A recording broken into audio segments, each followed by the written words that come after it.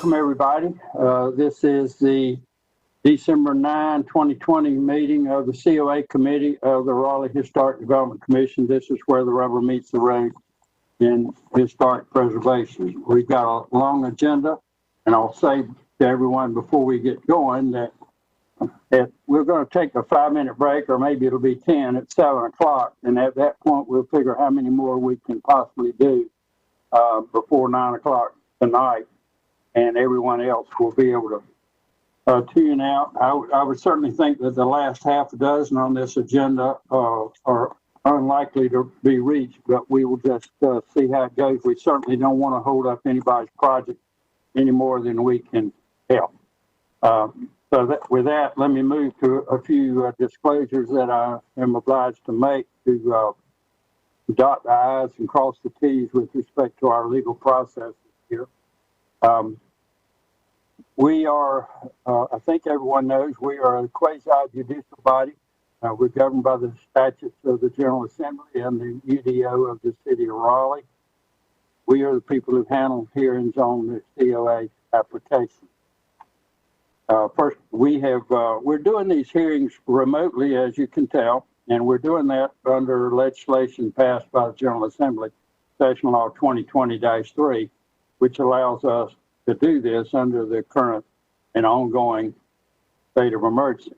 So everyone's been notified that this process would be the way we're going to do it this month, and it'll be done electronically. Everyone on the agenda has consented to it, and we will confirm all that with respect to each matter as we go along. We've given notice of that reality to the general public in numbers of ways, perhaps more than we even needed to. Everybody within 100 feet of the property subject to any of these applications has been given such notice, and was told that if they wanted to be heard, that they would need to notify our staff in advance so that they would be on an agenda so that they would be able to get hooked into this meeting. We provided those notices in addition to all the nearby property owners. We put it on the city's website and in the newspaper. So hopefully everyone that wanted to be heard has signed up and the like. And everyone who wanted to be heard and had a presentation, a PowerPoint or whatever, had to turn that in advance so that it would be available to everyone as well. So hopefully all that is there for everyone. And if you want to get on the COA committee of the City of Raleigh website, raleighnc.gov, hit the agenda, you'd be able to get at that material if you need to as the meetings go on. Everyone was also provided an oath and to turn in or to help us with the paperwork associated with this remote format, but we'll also swear everyone in as we get to the hearings. And so we will be you will be sworn and we will be sworn at. I'll put it that way. So with that, I'm going to ask the staff to call the roll, and then we'll get to introductions of everybody and move on down the agenda. So let's see. Tanya, do you want to call the roll, or do you want me to proceed with that? Yes, sir. I'm here. I can do it. Go ahead. Nick Fountain. I'm here. Rashay Height. Here. Harold Millette.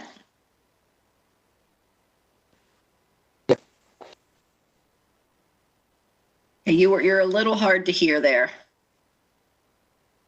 Okay. Yeah. Breaking up, Harold. I'm not sure what the problem is. You were clear earlier. Janine McAuliffe. Here. John Reese. Here, I'm looking for my extension cord because I may lose you all in a few minutes. My computer's low on power. All right, buddy. You're here now. Thanks, everyone. And the next thing to do is to to introduce ourselves and to tell everyone who we are and why we are doing this. And I'll call on you in turn for that purpose. I'm Nick Fountain. I'm a lawyer in Raleigh, and I live in a Raleigh historic landmark, and that's what causes me to be on this body.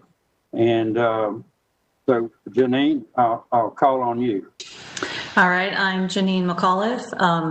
I'm a residential designer living and working in Raleigh. Have my architectural degree, undergrad and graduate degrees in architecture, and this is my second term on the COA Commission. Verche? Hi, I'm Verche Hyde. I'm also a resident of Raleigh and licensed architect in North Carolina. And this is my first term serving on the COA committee. Okay, John? My name is John Reese. I am an architect here in Raleigh. I live in the Glenwood, Brooklyn neighborhood, and this is my first year on the COA committee as well. Thank you. And Harold Millett.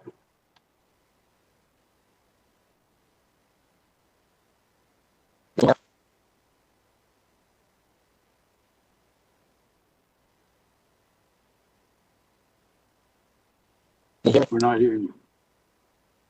Okay. Hold on, I'm gonna to log in for another computer. Well, while Harold tries to get the sound quality right, I will tell you that Harold is also an architect. He's also from Raleigh, and he's also a new member of the COA committee. And the other picture that you see is Raspberry, who is counsel to the COA committee and a formerly on the staff of the city attorney for the city of Raleigh. And then let's see, Tanya, do you want to introduce the folks on staff that are participating, whose pictures are not on the screen? Absolutely. I'm Tanya Tully, Senior Preservation Planner here with the city with a Master's in Historic Preservation. With me tonight are Colette Canane and Aaron Morton. I'll let them each introduce themselves super quick. Aaron? Yes, hello, I'm Erin Morton. I also have a master's in historic preservation, and this is my first year serving on city staff. Hello, Colette here. I, like Erin and Tanya, also have a master's in historic preservation. All well qualified. All well qualified, and as demonstrated by the good work they've done to get us ready for today's meeting. So the next thing we want to do is we'll move to approval of the agenda. And before I do that, though, I want to ask if there is anyone on the any committee member or anyone in the who is listening who believes that we ought to hear any of these summary proceedings as a full-blown hearing instead of summarily. And if so, I'll ask you to speak up. Let me just call the addresses of the ones that we believe are summary for today. First one is 213 East South Street. Next one is the Mordecai Plantation, 1 Mimosa Street. Then 1104 West Lenore, 523 North Bloodworth, and 807 West South Street. Does anybody have a desire to hear those matters other than as a summary proceeding? Nick, Tanya here. I just wanted to point out for the record that no one signed up to speak in opposition and none of the applicants wish for them to be All right, pulled. thank you for that. All right, with that said, then could I have a motion to approve the agenda? Who's got, all right, so we've got the motion, a second from John. All in favor say aye. Raise your hands. All right, that was unanimous, all of you. And so the agenda is approved, and I would call for a similar motion with respect to the minutes of the last meeting. The same thing, okay? Same, Verche? Shay makes a motion to approve. John makes a second to that motion. Any discussion? All in favor say aye. Raise your hand. Okay, that was unanimous. Thank you, Errol. So we got that one done as well. And so now we will move. I know there were 16 minor works approved by staff, but plenty left for the COA committee to work on. So we now move to the summary proceedings, and I'll call on each of those in turn. With respect to 213 East South Street, could I have a motion that the staff report be accepted as findings of fact and that a COA be issued in accordance with the recommendations of staff? Rashay moves. All right. John, your picture went away.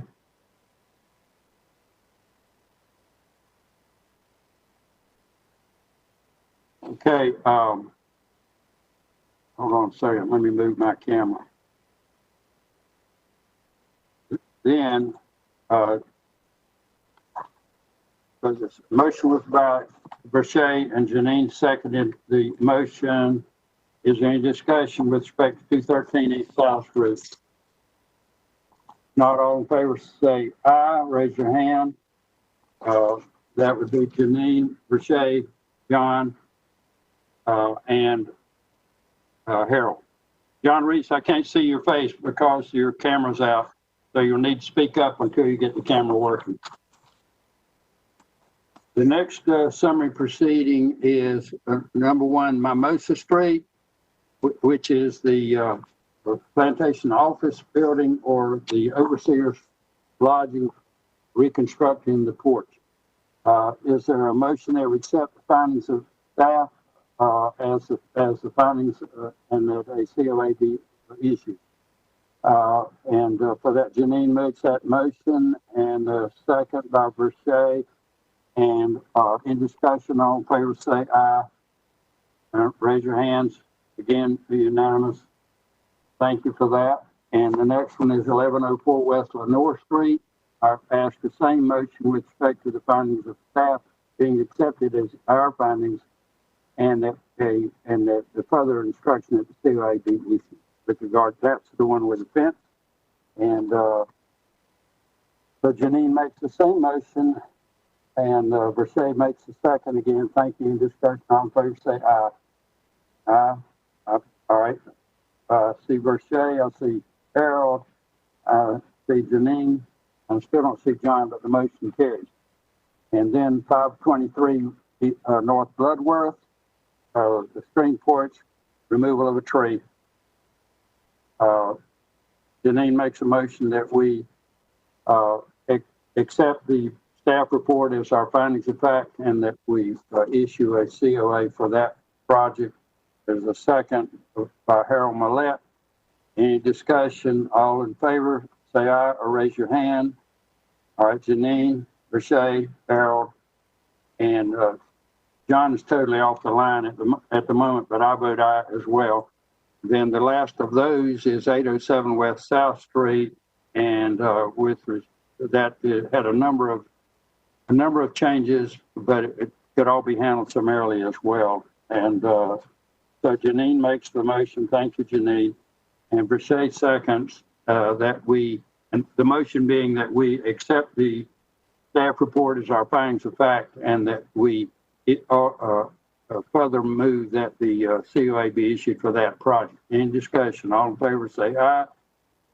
All right, Harold, Janine, Brachet, and I vote aye, and that motion carries. And now we move to the more active part of the agenda, and the next item is COA 130-2020, 316 East Cabrera Street. That is Zach Hoffman and in situ, and you all remember it because we've had at least the last 2 meetings where we had some discussion about the matter. This one's different than the usual because we have already had the public hearing. We already concluded it, but we needed to have the staff report revised to incorporate all of the discussion And so we need to see where we are now, and I will open the floor for, among all of you, members of the COA committee, but only the COA committee, for discussion on this one and for potential motion. All right, so you all should have had an opportunity to look at the revised staff report that was revised in light of our conversations.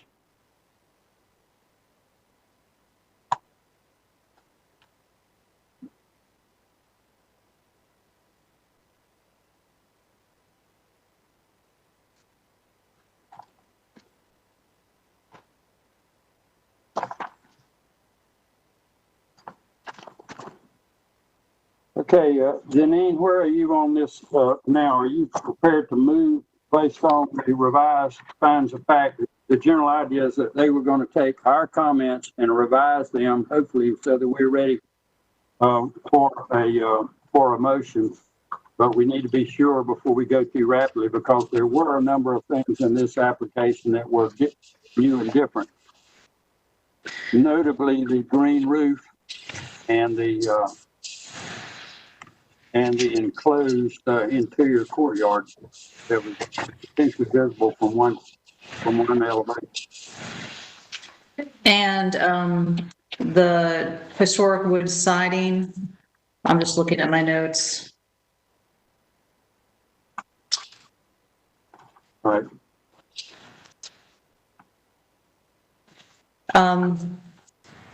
If we're not, I don't have any discussion to have, I can try to make a motion on this. I'm fine for you to try and make a motion, and while we do, let's look at what the thoughts were with respect to that. Hey, Nick, Mr. Chairman, just one technical matter. I picked this up when I was reading these findings a second time this afternoon.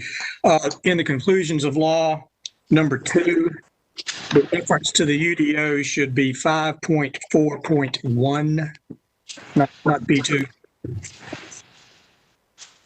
Can you tell me where that appears?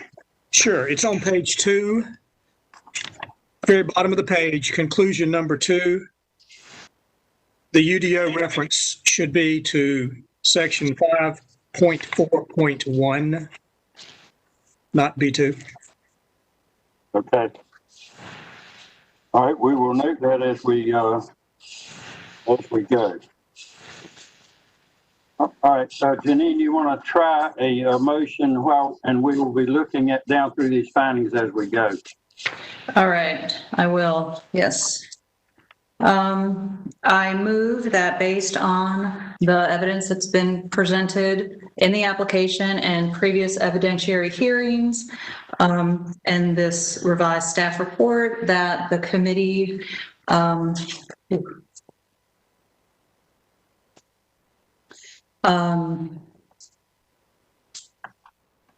finds that raising the existing structure, removing a chimney, and installing a skylight is not incongruous, according to guidelines section 1.3.1.2.7, 2.1.1, 2.2.10, 2.4.1, 2.5.1, 0.5, 0.8, 0.10, 0.11, and the following suggested facts. 1 through 7.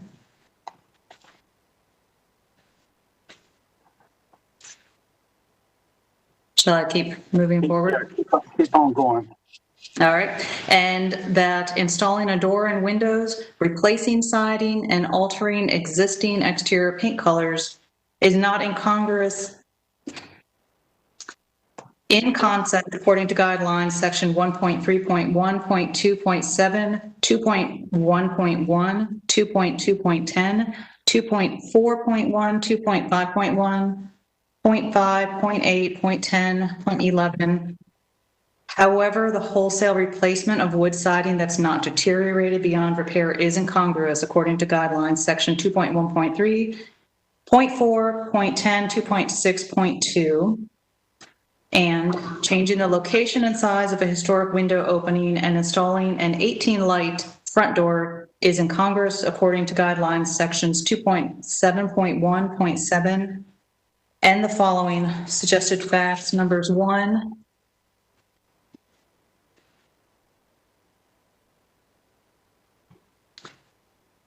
through 8. And constructing a new rear addition is not incongruous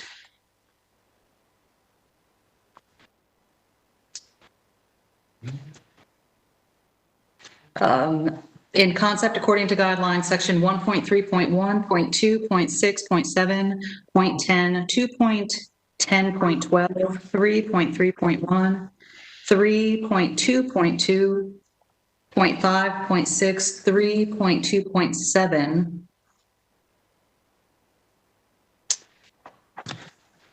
Janine and Chair, this is Aaron. If I may be allowed to interrupt, should we be making the motion off of the new findings of fact document that staff prepared? Is this not have I got the old one that I'm reading from? I think you must. There have been a few changes to the language and the section. Okay, I'm going to need to grab that from the agenda online then, because this is the one I've got in front of me. Okay, sure. Well, first of all, I think that in the initial motion, with respect to the attendee, et cetera, we don't want to say not in Congress in concept. The in concept's not there at this stage, and it will be true on the one you just read. Tanya Tully here. We do keep the in concept. That's the clue that there's a condition associated with it. Y'all usually keep that. Okay. All right, so let me know how to proceed. I actually do have it. I'm sorry, I have a lot of documents on this one, and I buried this one. So I have what I needed to refer to here. How far back do I need to go to kind of catch up on the? I think you had it. You cited the right paragraph numbers all the way down. I thought. Janine, this is Aaron. Section A was accurate. I would start over at the top of section B. Okay, gotcha. Thank you. All right, I'm gonna go back to B. That was installing the door and window, a door and windows, removing and reinstalling siding and altering existing exterior paint colors is not incongruous according to guidelines section 1.3.1, 0.2, 0.7, 2.1.1, 0.3.4, 2.1.10, 2.2.10, 2.4.1, 2.5.1, 2.5.5, 0.8, 0.10, 0.11, 2.6.2, 2.7.1, and 2.7.7. However, changing the location and size of a historic window opening is incongruous according to guidelines sections 2.7.1, 0.7, and the following facts 1 through 8. Right. All right. And constructing a rear addition, installing a green roof, and constructing a screened courtyard is not incongruous according to guidelines section 1.3.1, 0.2, 0.6, 0.7, 0.8, 0.9, 0.10, 1.4, 0.8, 0.11, 2.10, 0.12, 3.2.1, 2, 5, 6, 7, 8, 9, 10, 11, 12. And the following facts 1 through 30. Okay. And constructing a rear site wall and grading the rear yard is not incongruous according to guidelines section 1.3.1, 0.7.9, 0.13, 1.4.8, 1.4.11. And the following facts 1 through 5. And constructing a rear fence is not incongruous according to guidelines sections 1.3.7, 0.9, 1.4.8, 0.10, 0.11, and the facts 1 through 7. All right. Well, thanks for that motion. And I have a second to that motion. Versailles moves the seconds the motion, and let's be sure that we are together on it, particularly the findings with regard to the green roof, and where I think we particularly had discussion, and then there were issues with regard to the wall and back, in regards to that inset courtyard on the east side. Everybody okay? Because we may see some of this again. All right, any discussion? We have a motion and a second. Are we all together? Hearing none. All in favor of the motion, signify by saying aye. Raise your hand. All right, Janine, Steve, Carol, John, you together? All right, John says aye, and I do as well. So now, Janine, if you can make the follow-up motion on the decision.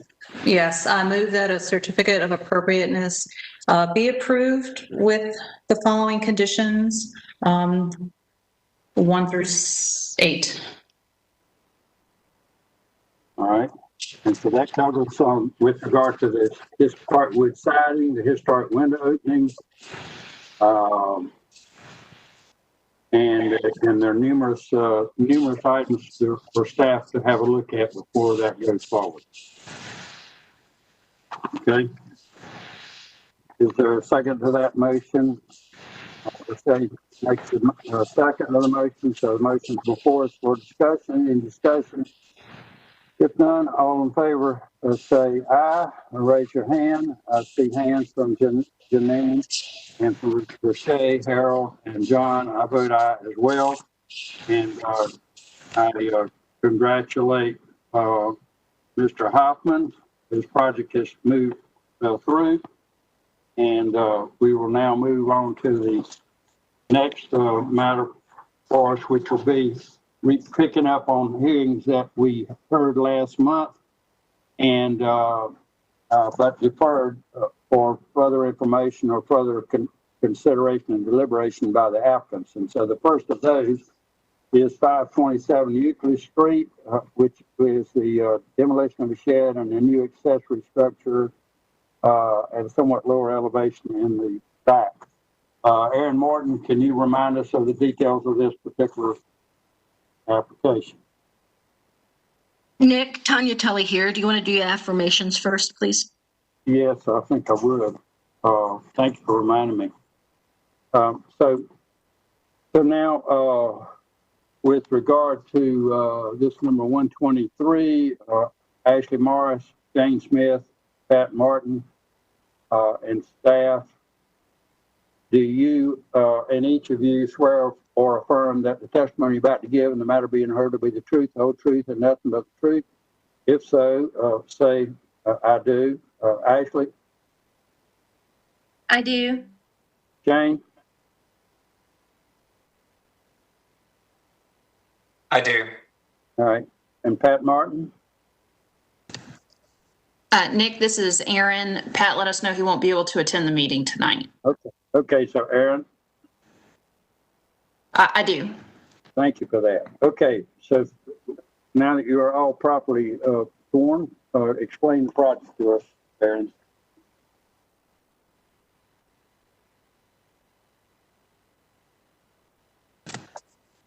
Sure. Tanya, could you pull up the presentation?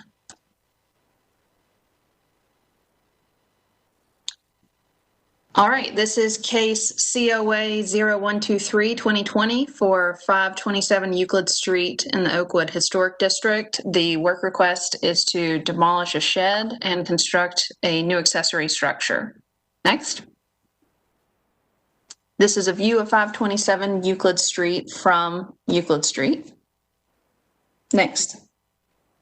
And Tanya, you can kind of scroll through these. This is a series of images of the existing house and property. We're going to head down the driveway, and here is the existing shed in the rear to be removed. The rest of the yard, and then a back elevation of the house. staff suggestion is to improve the application with conditions. And new information is a letter of support from the neighbor, Pat Martin, who was unable to attend tonight. He did ask that Chair, if you'll allow it, that we read that letter into the record. It's also been posted on board docs for public viewing and is part of the public record currently. All right. I'll get back to that letter. Don't let me forget it, but I think I'd like to hear from Ashley Morris at this point.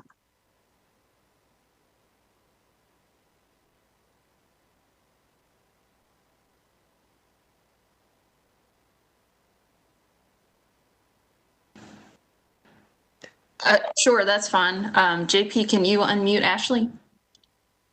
It looks like she dropped off the call. I'll give her a call just to make sure and get her back in. Well, while we're trying to get her on the line, maybe I'll reverse ground, Aaron, and let you read that letter while we're waiting to solve the technical problem. All right, sure. It's relatively short. So this was sent on November 30th. It was provided to staff as well as to Ashley Morris, the applicant. So it reads, "Good afternoon, Ashley. I appreciate your revision of the planned structure as a one-story building with no windows on the north side. I've just reviewed the latest drawings and notes and have just a few remarks.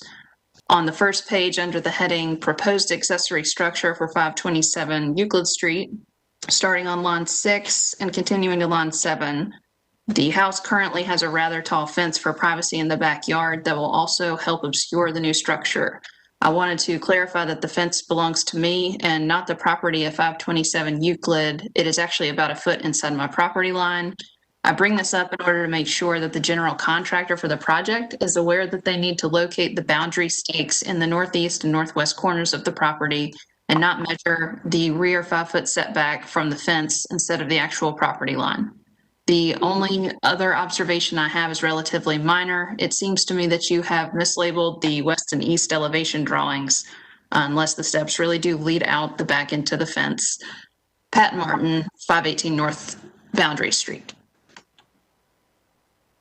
Okay, thank you for that. Now, is Ashley Morris on the line? Yes, she is. Okay, Ashley, how about you explain what's happened with your project since the last meeting? Sure. We took the structure. We had planned a 1.5-story accessory structure, and we have now taken it down to a 1-story. We've made the footprint as compact as we can and still get the things that the homeowner would like. We went through the DRAC process, and everybody seemed on board with what we had done. Impervious surface doesn't really change, just like before. And we've worked with an arborist to talk about where the pier locations will be, and they'll help us plan for that because there are quite a few trees bordering the property. But those are mainly the big things that have changed. Okay, and Ashley, am I right? Mr. Martin lives to the back, and that's why he was concerned about the north elevation? That is correct. And so, yes, we do not have any windows on the elevation that is facing his property. And we also took the height down quite a bit, again, to a 1-story height. Right. Okay. Thank you. Shane Smith, do you want to say anything?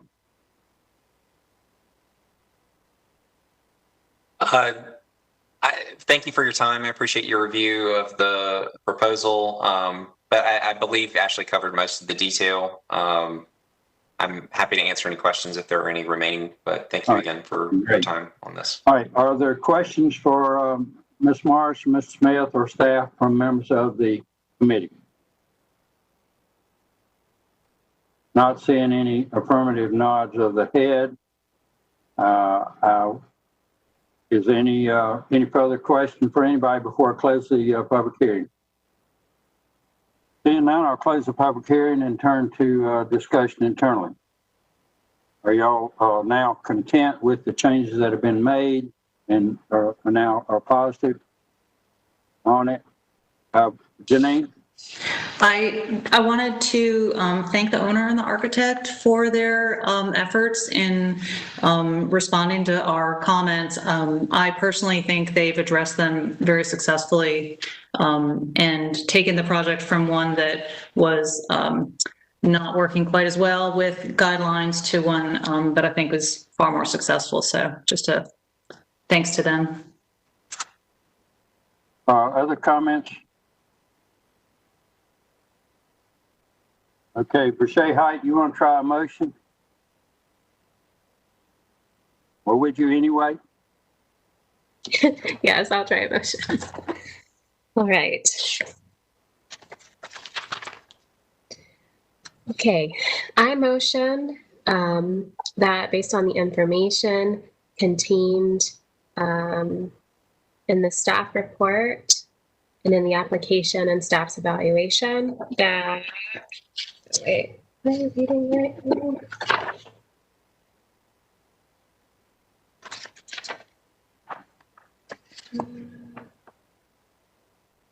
And I think you mean also the evidence brought out at the hearing. And then you go to sub A on page 2. Okay.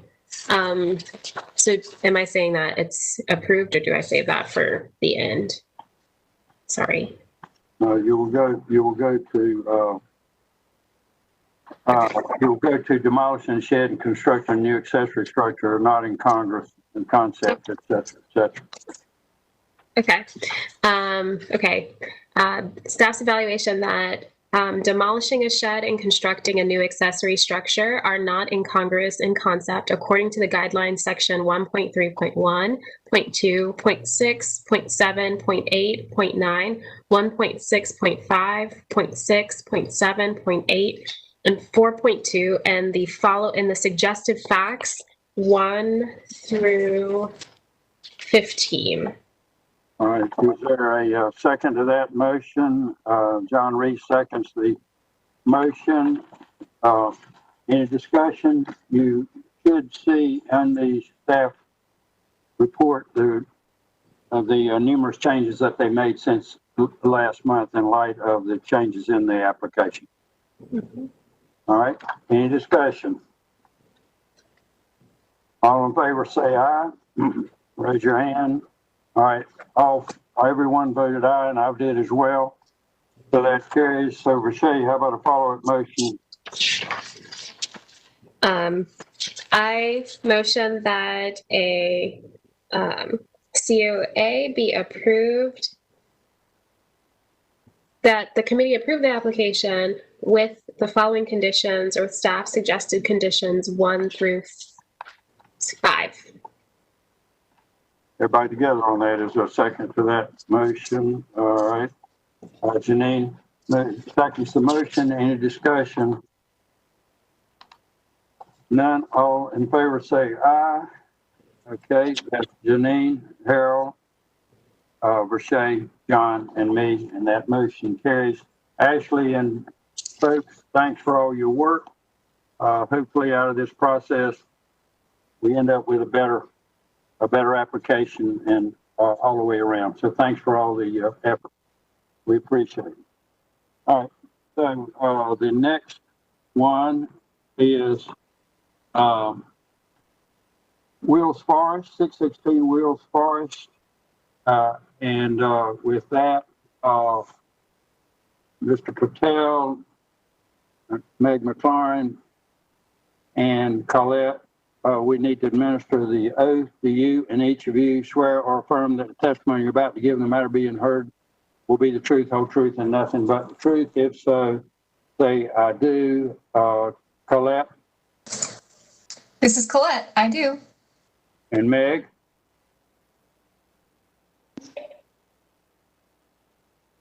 Did you hear me? I do. Okay, thank you for that. Mr. Patel? I do. All right, thank you. Okay, Colette, will you introduce this matter to us? I think it's been on the agenda previously too. Yes, I will. You're correct. So this is case COA 131-2020, 616 Wills Forest Street. It is in the Glenwood, Brooklyn Historic District, which is a street side HOD. The request is to partially enclose a front porch, install solar panels, install driveway, and relocate retaining wall. And you are correct that you heard this application previously in September. Next slide. So this is a view of the property across Wills Forest Street. Next. And this is a closer view of the front porch area that is proposed to be enclosed. Next. Again, a view of the front porch. Next slide. And the west side. Next. So staff's recommendation is to deny the partial enclosure of the front porch and the installation of solar panels on the front roof facing Wills Forest, and to approve the remainder of the application. Next slide. So after the meeting, the applicant provided a little bit more information and a presentation, which he can review with you. Yeah, I would appreciate that. Mr. Patel, I gather from that you'll be the next person, so please go ahead. And staff, if you'll help link his presentation so we can see it. All right, thank you. Good evening. If you could start on the first slide of the presentation, please.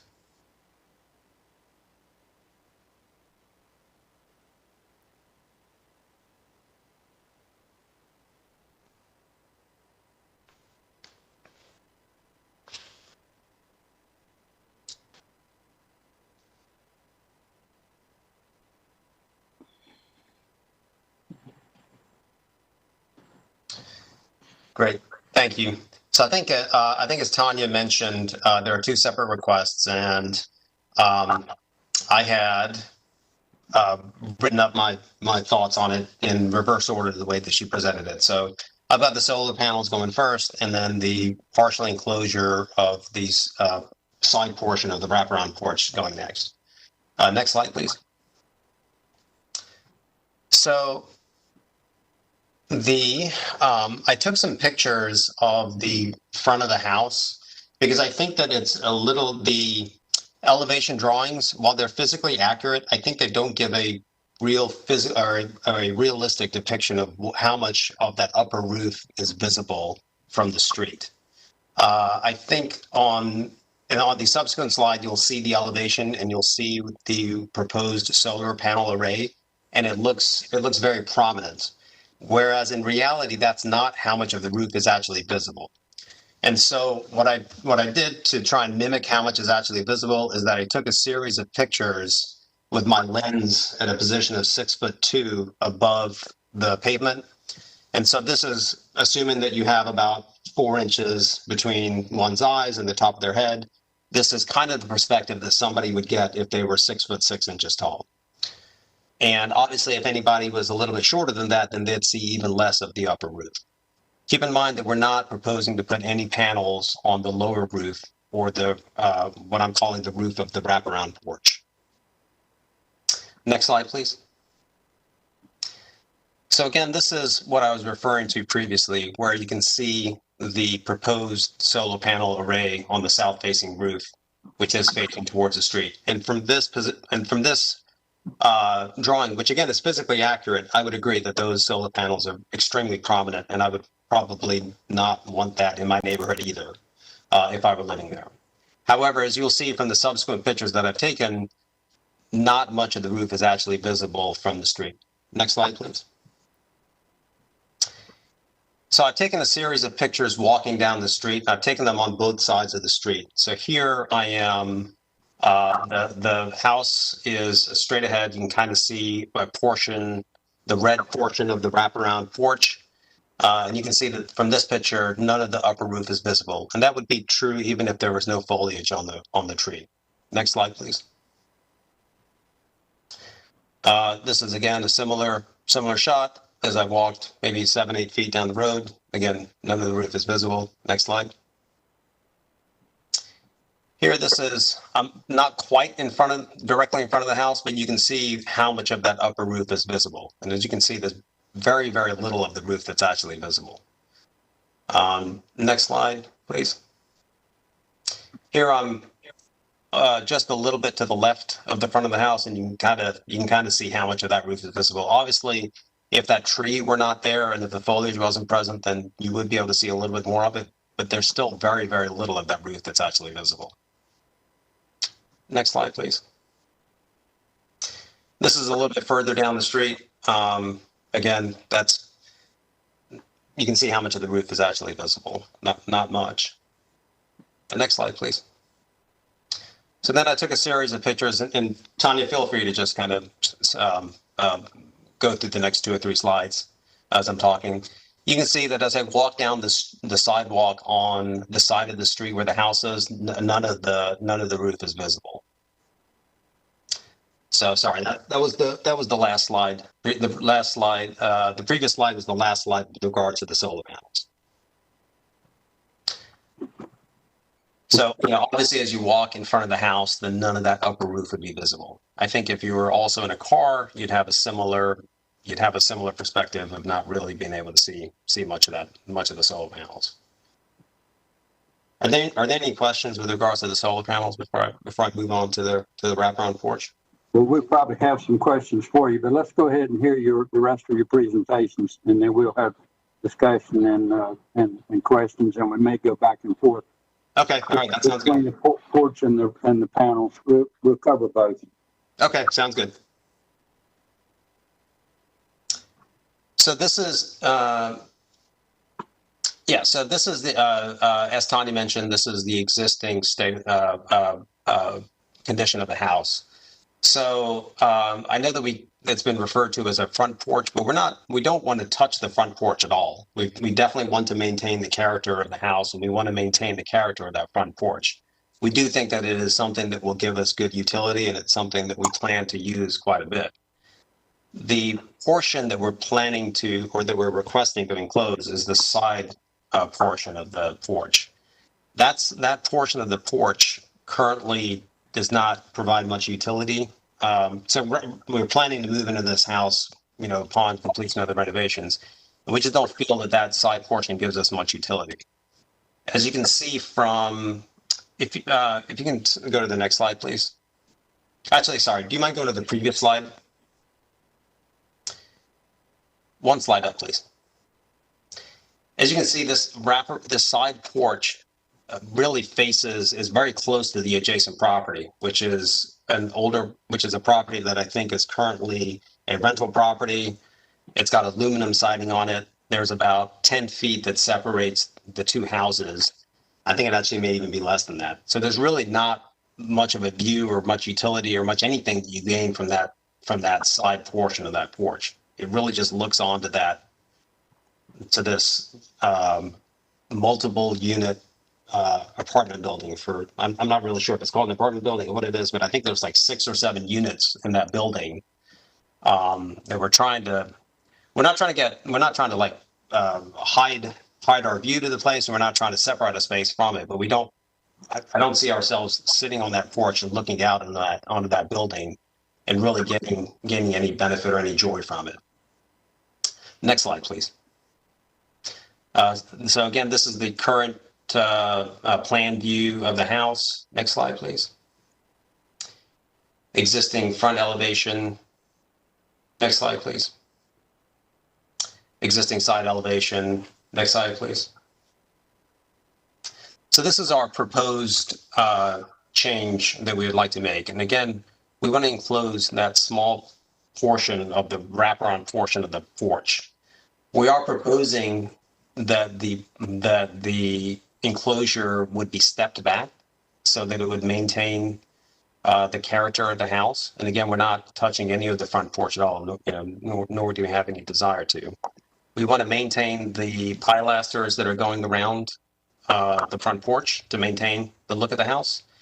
We're also suggesting that rather than putting wood siding onto that porch of the enclosure, we would rather put windows onto it to again maintain the sort of airiness that the side portion of the porch provides.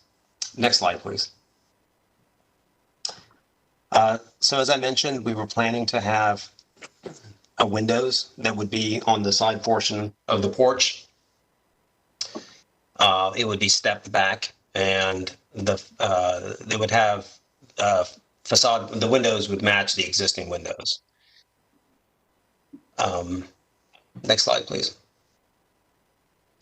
This is a proposed side view, and again, we've tried to take some efforts to try and make this enclosed portion of the porch not look as though it's. We're trying to make it feel as open as possible. So again, we've got a lot of windows that we put under this portion. We've got paneling that mimics the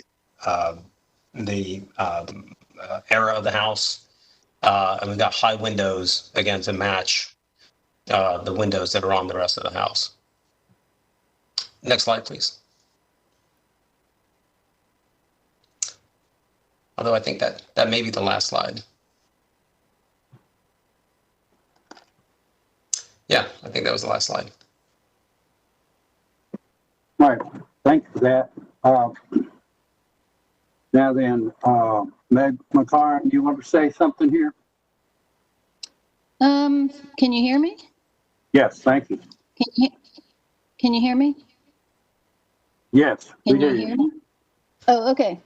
So what I was going to add to that was that when we first heard this, I don't think that we had, I think if you compare the suggestions that were made to try to make the porch seem more of a porch, I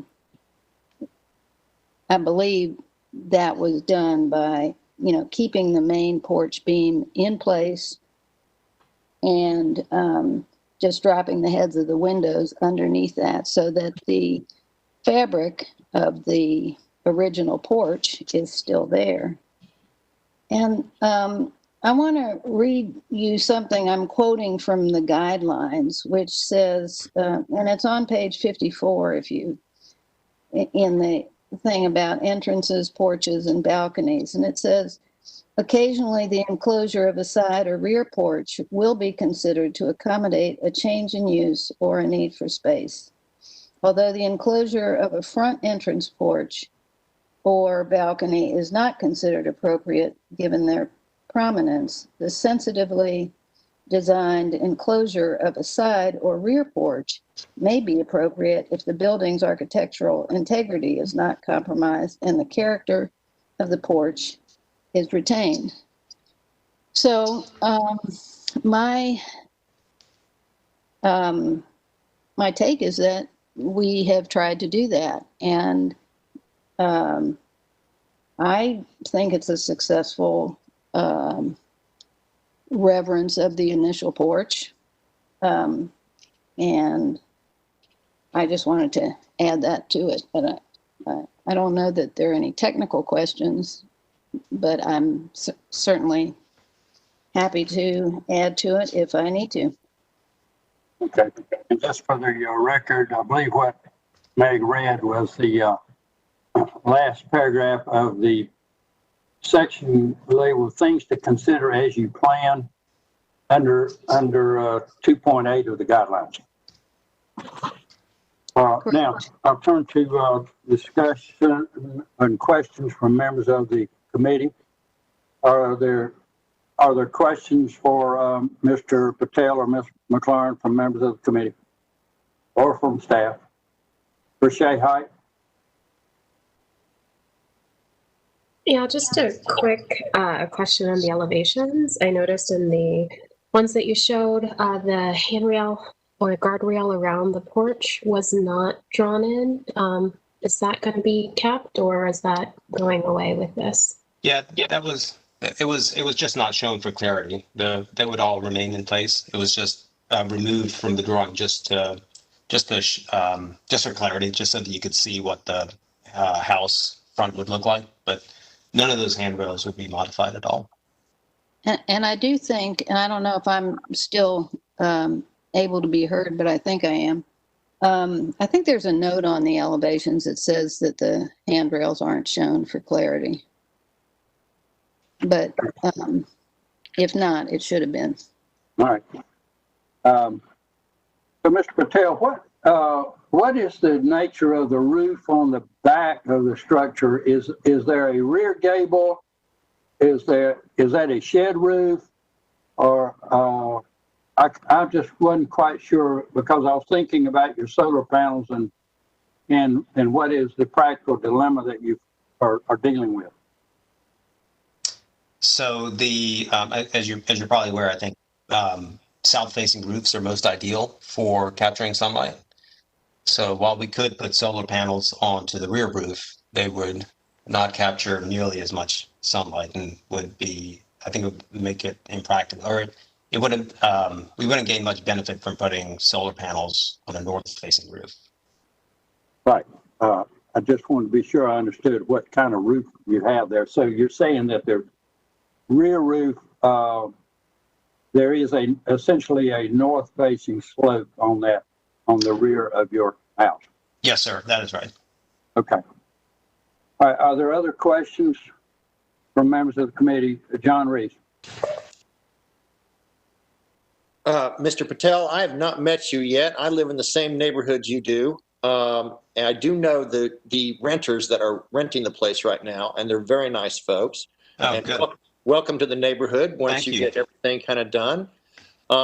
My question is, I noticed that you did not take any pictures from the corner of Wills Forest and Boylan. But as you might guess, as I think some of your photographs noted, the farther away you get from your place, the more visible your roof becomes. I get your understanding of the solar panel scenario. I actually have solar panels on my place as well. I don't have a south elevation. In that instance, we have put solar panels on the east and west so that we are able to basically capture as much sun as what we would get from the south. The other question I've got is relative to, well, I guess more of a statement. The house next door, because you mentioned that as being a kind of unattractive scenario, and I don't disagree, it is. It was owned by a landlord company that shall remain nameless, but one that did more damage to the neighborhood than they did help. But in recent years, most of those properties have been sold to private owners, and most of the houses that you probably think are the most beautiful now are ones, in fact, I think your next door neighbor was actually one of those properties that has been renovated to the point where right now it's a wonderful, wonderful renovation that they've done. So I would give you hope that that property will not be in perpetuity over time, and that it will be renovated like much of the stuff we've got going on now in the neighborhood. But I did want to make the point about the solar panel scenario, giving you options for how you can handle that, being a solar panel owner myself. Other than that, I'll wait and shut up until we get into closed discussion. Okay, yeah, fair enough. So a couple of thoughts. I did actually walk to the end of the street to try and take a couple of pictures, and I'm just I'm goofing off on Google Maps right now. You know, at the corner of Boylan and Wills Forest, and the neighbor's house, the neighbors that you mentioned that recently renovated the house several years ago that we met, real nice folks also. Looking forward to living next door to them.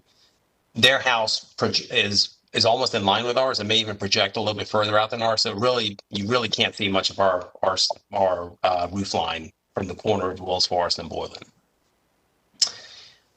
In regards to, and I'm happy to, if I need to revise the presentation to take some pictures, and I'm happy to do that. In regards to the neighboring house, I've actually made contact with that owner over there and talked to him about potentially buying that house or doing something or doing whatever I can to, not have it in its current condition. And I think I don't know how willing he's going to be to do that. I think he's doing pretty well with the 8 departments that he has in there right now. He's got everybody kind of crammed in there, and I'm not too hopeful for how quickly. And again, things may change. I'm not, and I totally get your point that 10 years ago, this neighborhood looked very different from what it does now. We hope to be doing that with our house. But having said that, I'm just not too hopeful of that adjacent house getting sold anytime soon. Thanks for that. Janine, did you had some questions? I did. I think I found confirmation, but I wanted just to ask the applicant just to confirm that that's not a slate roof. Is that an asphalt shingle roof? Yes, it's an asphalt shingle roof. Yes, ma'am. Okay, thank you for that. Okay, any other questions for the applicant or staff here? So sorry, just a comment. I mean, we would be open to putting a slate roof onto the house if that was something that's desired. Or be careful what you throw out there. Okay, fair enough. I've done slate roofs. They don't give them away. Yeah, fair enough. Okay, any other questions or comments from members of the committee before I close the public hearing? Okay. Anything else from staff or Mr. Stell or Mr. McLaurin before we close the hearing and go to discussion? All right, thank you for that. Meg, did you start to say something? No, I did not.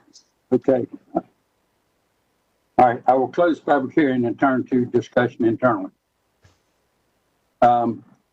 So folks, what we have here is a staff comments expressing concern about solar panels on the front surface of the roof. We see the pictures with respect to what would show or not, and there's been concerns with respect to the side porch or the wraparound as well, and those are the 2 points for us to consider and go on and make a decision on. All right, John Reed. Mr. Chairman, could I make one point about the guidelines regarding the solar collectors?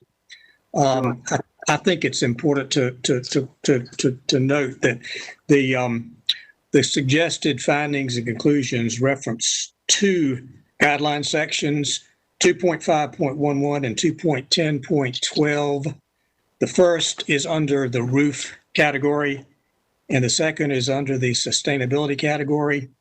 The language concerning the locations of solar collectors is not exactly the same in those 2 guidelines.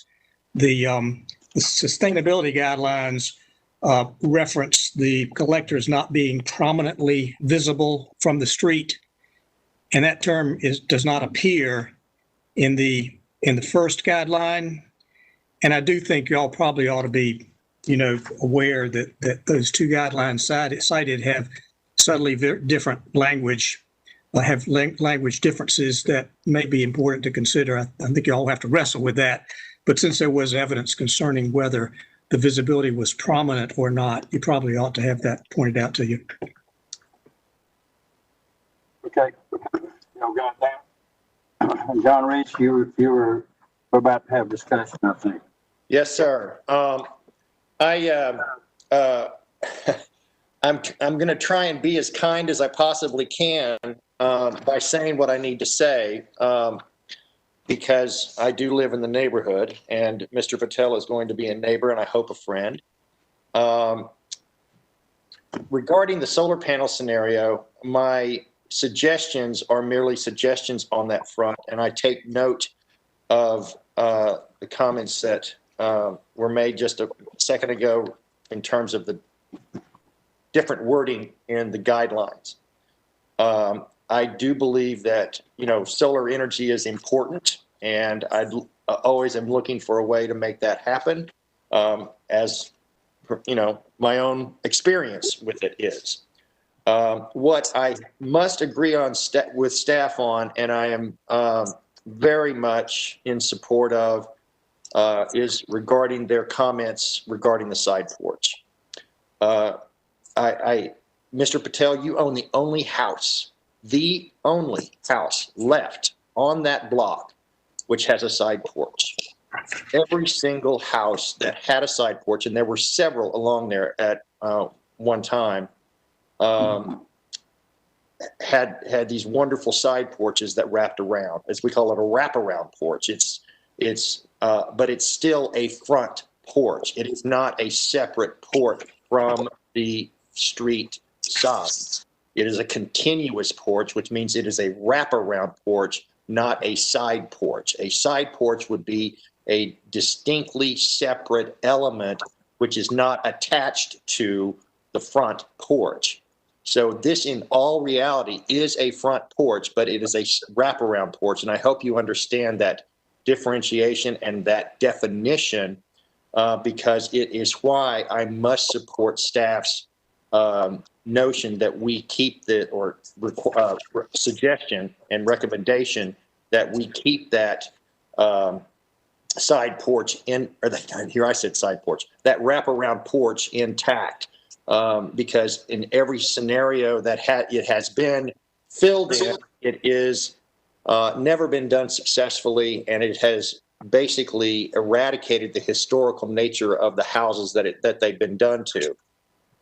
So I'm going to probably just stop right there with those comments, but I will be in support of staff's recommendation that wraparound porch not be disturbed. All right, so Janine, did you have some discussion? I want to follow up with what John Reese has just said, because I too am making a big distinction between what that porch, the definition of that porch not being a side porch. I completely think it has to do with the front-facing facade of this home, and enclosing that to me is changing the front facade. And I agree actually with staff's comments on that not being with that move being incongruous. Also was, thinking through, it doesn't look removable. It looks very permanent. Just some other things that sometimes we think about when we think about these modifications. So my feeling on the porch is that I don't feel like that's sort of the guidelines support that move of enclosing that porch. And then as far as the solar collectors, the PVs, I feel as though those, I like that we're talking about both these sections, and I've definitely referenced them both in the guidelines.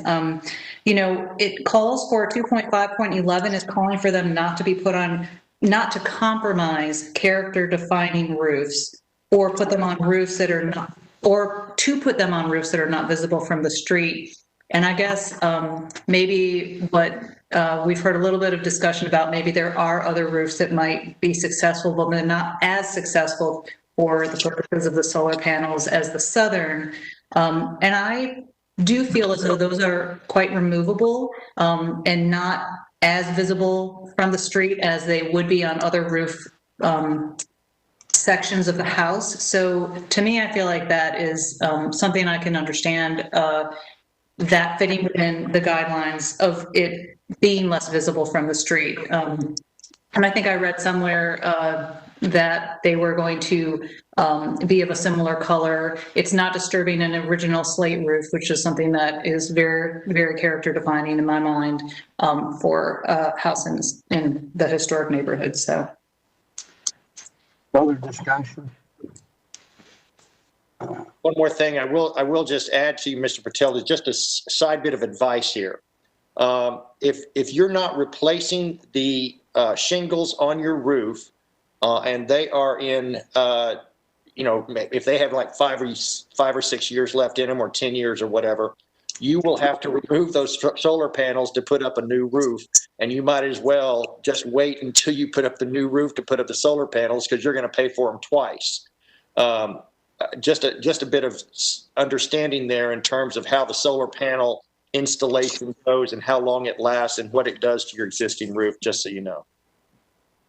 All right. So, Rashay, did you have anything you wanted to say here?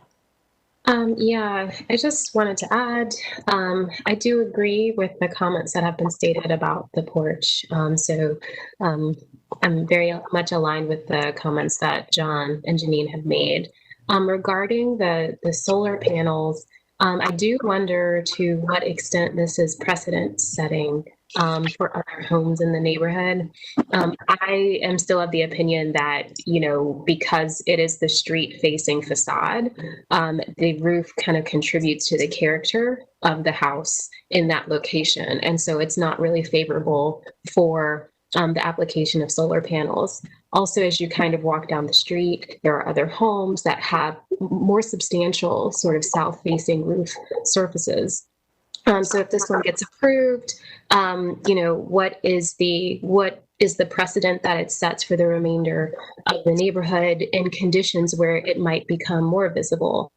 And what is the metric by which this is allowed? Is it that the slope is greater than or less than a certain amount where it's viewed as not being visible from the street and therefore allowed or not? And just what does that mean if that gets approved? But I am not in agreement with having solar panels on the roof, even though sustainably I do agree with it. I would consider the east and the west elevations for this house.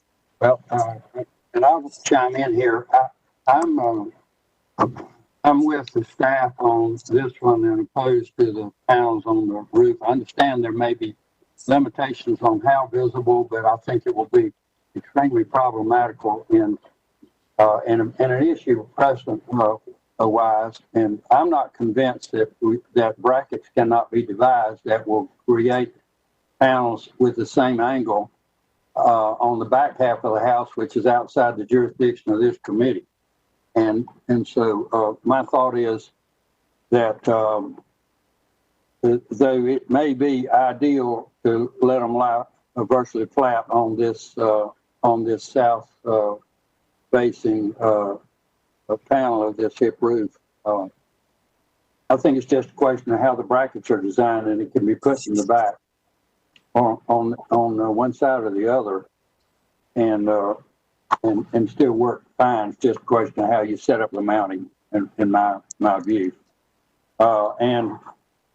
And so, no, I think we need to stick. I think that porch and the way it sets up with the rest of the front of the house, that porch really is a character-defining feature of this particular house, and I think we need to leave that alone and think how else to make the best use of the space. And so it's I know frustrating for the applicant, but I think that's sort of where we're all coming around on it as we speak about it.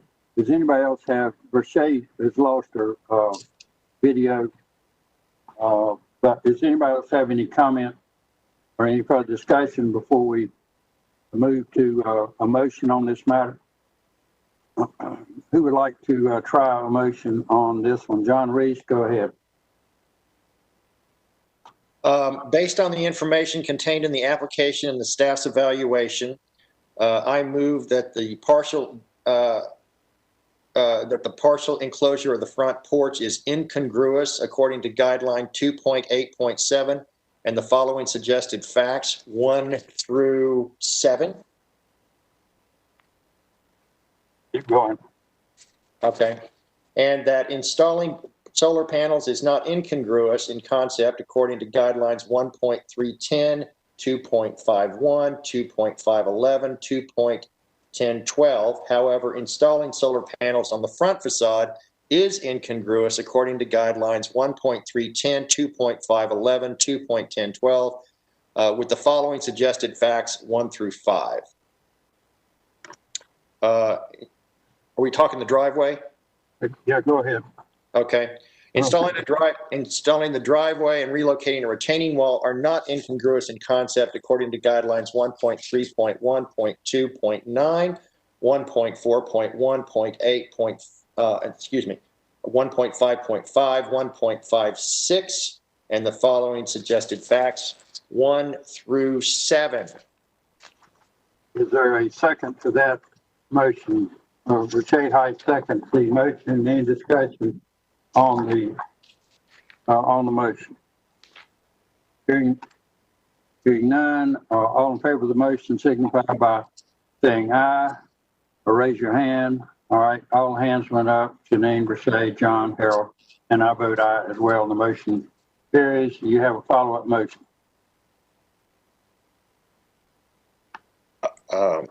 And that is what? That, that we approve, I'm sorry, my bad. I got it. I move that we approve, or excuse me, I move that we approve the remainder of the application with the following conditions. That details and specifications of the following be provided to and approved by staff prior to the issuance of a blue placard.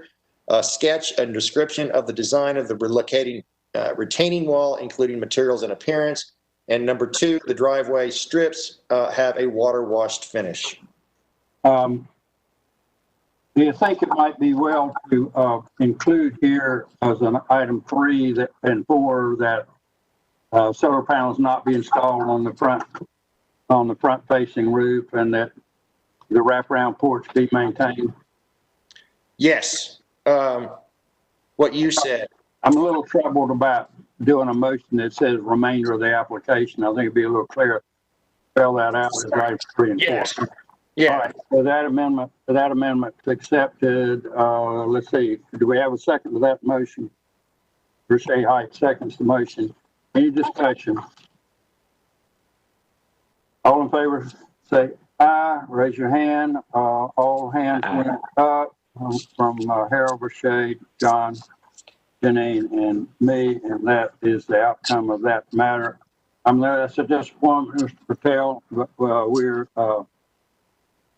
we like the win-win, but sometimes we can't come together on everything. So thank you for that. Now we'll move to the next matter, which is 215 East Cabarrus. Is anybody here to be heard on 215 East Cabarrus? I received an email from Ms. Valentine that she would not be on the call. Nick, this is Erin. So we do have Edna on the call currently, but the applicant for this case did not sign up to speak prior to the city deadline. So we would recommend you're able to still hear it if you'd like, or you can defer to give the applicant time to sign up and attend the January meeting. My impression was that by way of Edna, that Fred was pulling this, so I would entertain a motion to defer until next month. Move on to the next one. I think they were still sorting out issues about the driveway, but I could be mistaken. This is Erin. Yes, we haven't received any new materials from the applicant or the neighbor, so I think they're still working on it. Right. My thought, this is the one where we had cleared everything else except the driveway, so the project moving forward, it's just the driveway landscaping pieces is still out there. Is there a motion to defer till next month? Janine moves and John seconds motion to defer until next month. I move that for tonight. Any discussion? All in favor say aye. Raise your hand. All hands went up. Motion carries unanimously.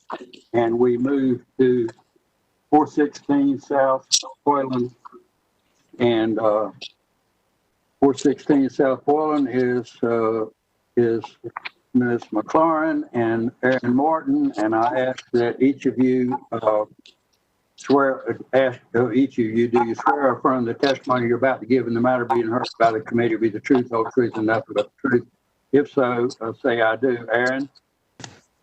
I do. Meg? I do. Thank you. All right, Aaron, would you explain this, and then I get there is new material on this application, and the two of you can explain to us what's different. The case is COA 150-2020 for 416 South Boylan Avenue in the Boylan Heights Historic District. The work request is to construct a rear two-story addition, alter a historic addition, construct rear deck, remove driveway, construct rear parking area, alter siding, alter porch columns, alter a front door surround, replace roofing, change exterior paint colors, and installing solar panels has been previously removed from the request, and install lighting. This is a view of 416 South Boylan Avenue from the front yard. You can see the tree protection plan is currently in place for an earlier project. Another view of the front porch and existing modifications. And then Tanya, you can scroll through these slowly. We'll just move around the house and you can see the additions on the rear. That was a view from the alley. There are 2 additions to the rear. This is a view of the later addition furthest to the rear. And then moving back up toward the front of the house, this is the original 2-story portion. And staff suggestion is to discuss the following: the significance of the historic 1-story addition and the proposed built area and built mass increase, including the addition, deck, and parking alterations, and to defer the application to allow the applicant to provide evidence to support the proposed increase in built area and mass, including examples of other properties with similar built mass. Next. And we do have new information from the applicant, including a letter to the committee, a response to the staff report comments, corrected existing plans and elevations, and a built mass comparative analysis of other neighborhood properties. All right, so are you going to read this, the letter to us? Or, no, the applicant is here to speak, and they have been listed in board docs, and you should be able to reference it if needed. Yeah, all right. That's fine then. Meg McLaurin, why don't you walk us through? And I do remember we had a lot of discussion about the side setbacks and the various step setbacks going down through the side and rear yard. And so you've gone back and reworked it, but I think you can explain it a lot better than I can, so please do. Well, I don't see the revised drawings, but we did take all the comments made at the October 22nd meeting and modified the design to address all the items that were voiced at that meeting. And there were some items like keeping the hip roof, the original slate hip roof intact, and dropping the other roof lower that we did. But I think we did that in between when the first submittal and the first meeting. So some of these things are more the response to the meeting that we had and the suggestions from the committee. And so we did reduce the built mass of the proposed addition.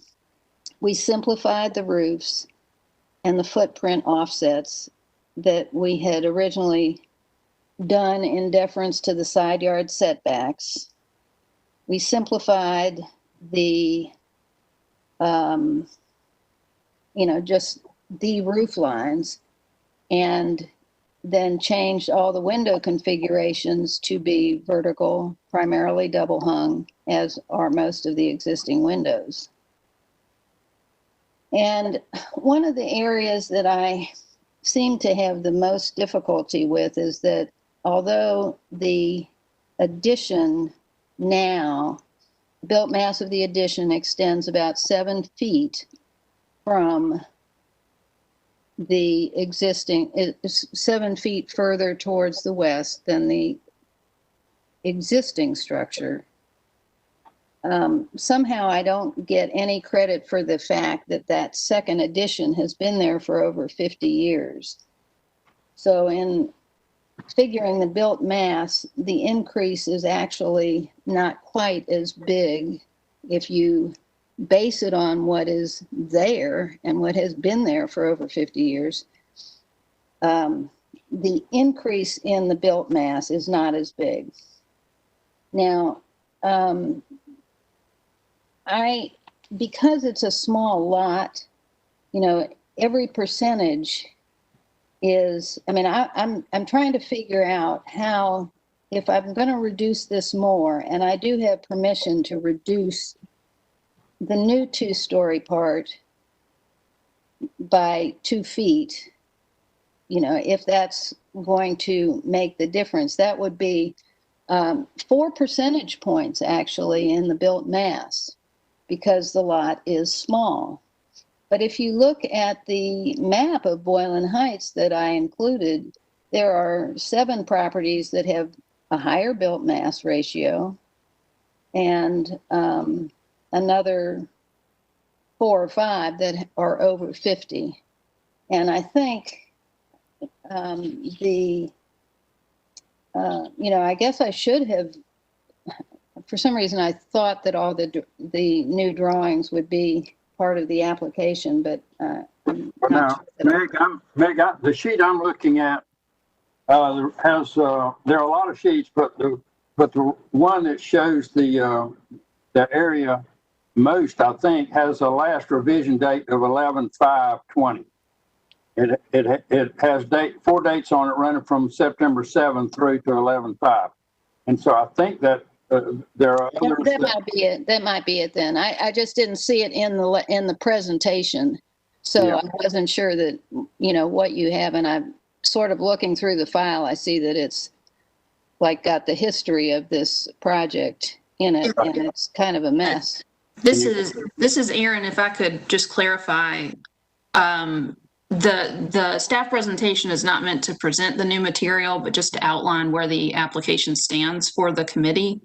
All of the new information that was listed there in the presentation is information that was provided after this most recent staff report, but prior to this meeting. So any updated applications you sent us by this month's deadline for the staff report has been incorporated in staff comments and is not referenced in the presentation tonight.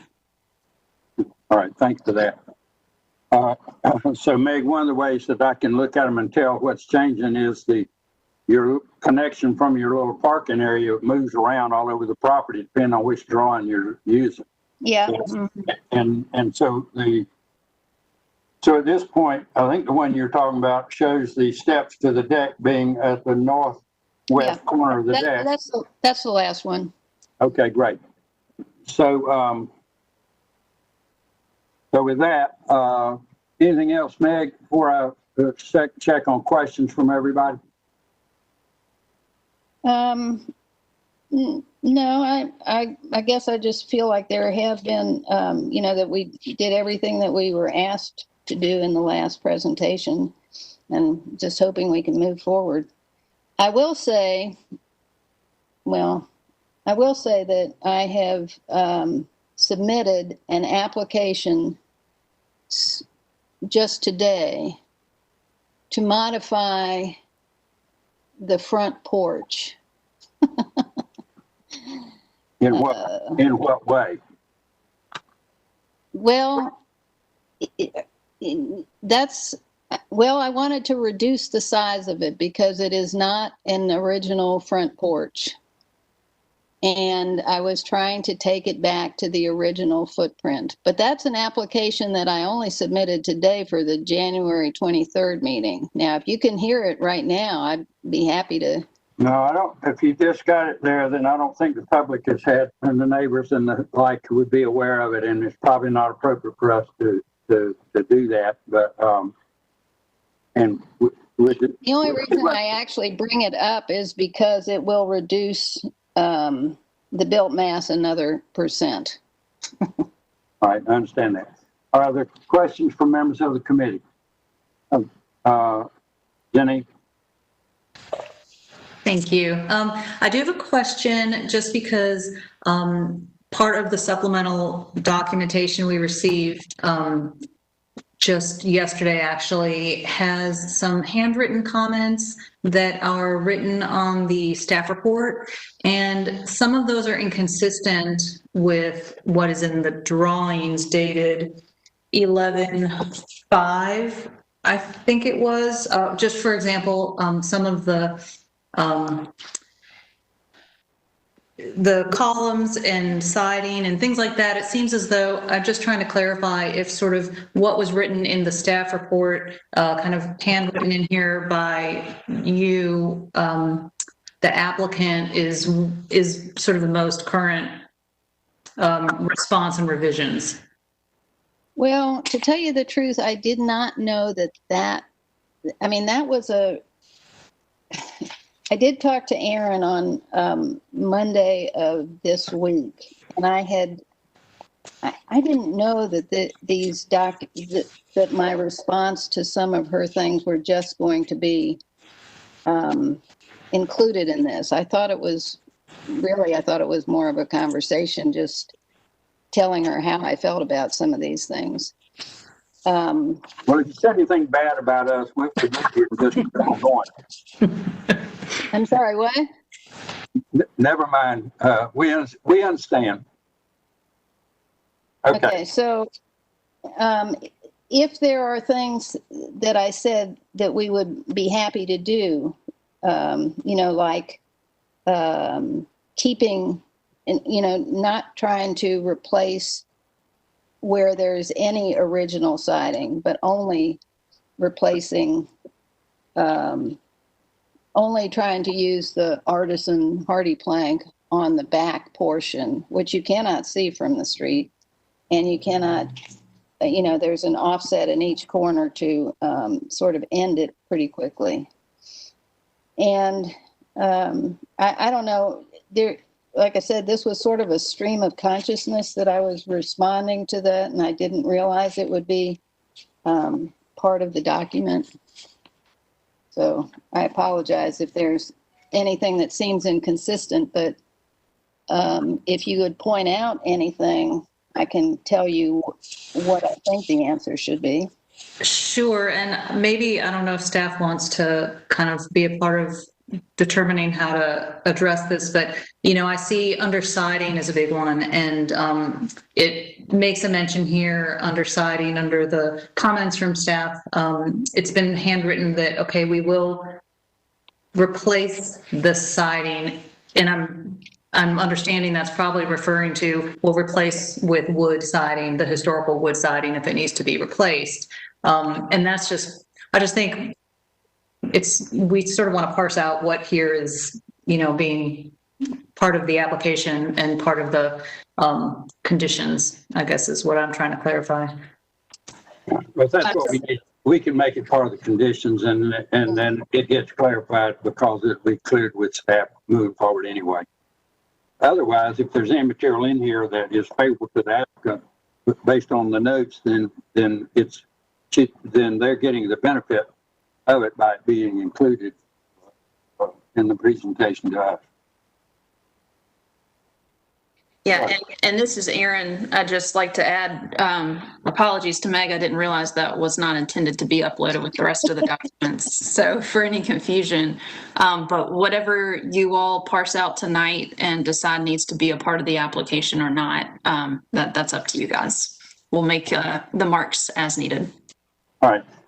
Further questions to the staff or the applicants? John Reese. Yeah. Hi, Meg. I got a question for you, and refresh my memory. When we discussed this last time, and the suggestion that we might consider you going outside of the setbacks, as I recall, the dotted line, and this is shown on S1. So I'm just looking at a site plan 1, and then I look at the S1 proposed site plan. As I recall, the last time you had brought this to us, where it says 448 per floor on the drawing, the 16-foot wide or 16-foot depth in the back that extends into the setback, the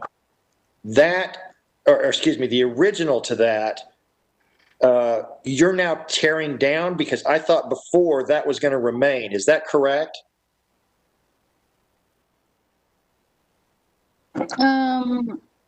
I thought that As rear I addition, recall, the original single-story footprint, not the later single-story addition, but the original single-story footprint, original with the two-story. I guess it's two-story right there.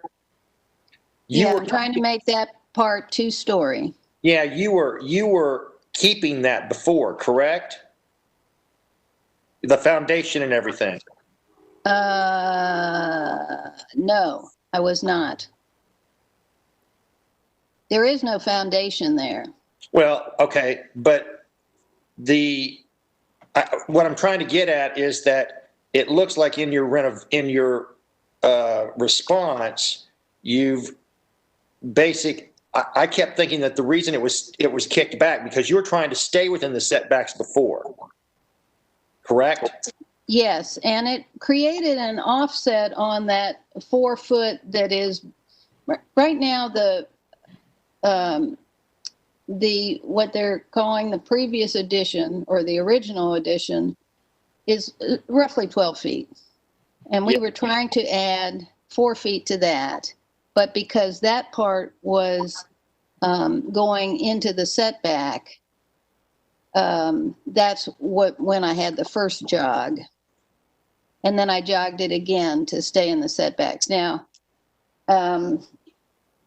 the suggestion was that if RHDC approves this, you don't need to jog it. They can override the zoning, which would make you stay 5 feet off that wall.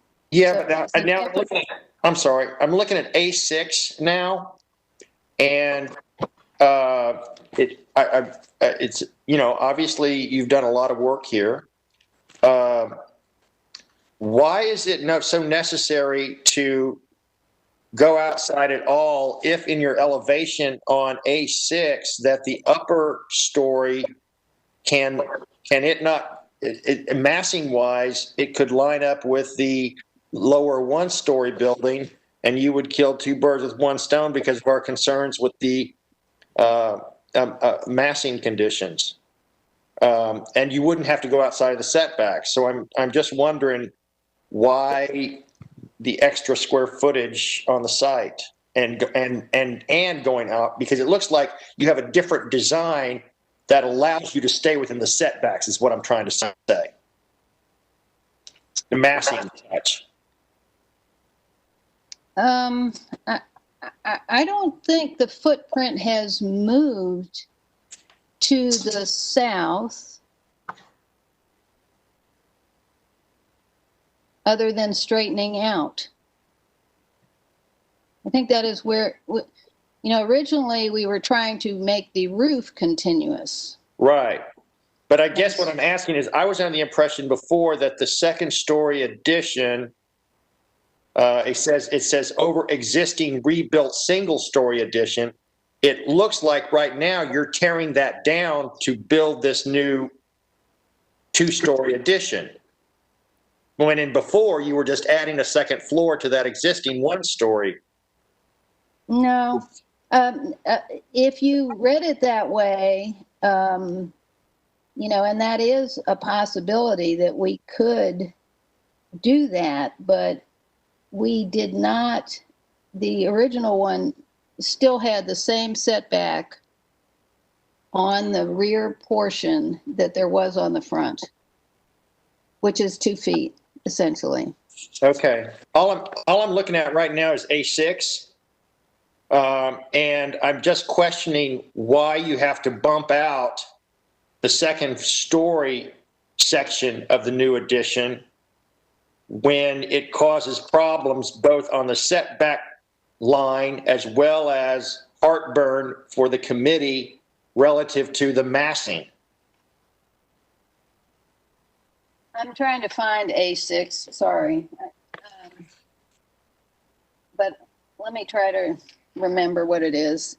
Can you show me what it is? I can actually see you this time. I don't know if it's going to work or not, Meg. Okay, yeah, it works. Okay, so what do you, so on the left side? On this side over here, See, Yeah. why? Excuse me, hang on. I got to get to my spot.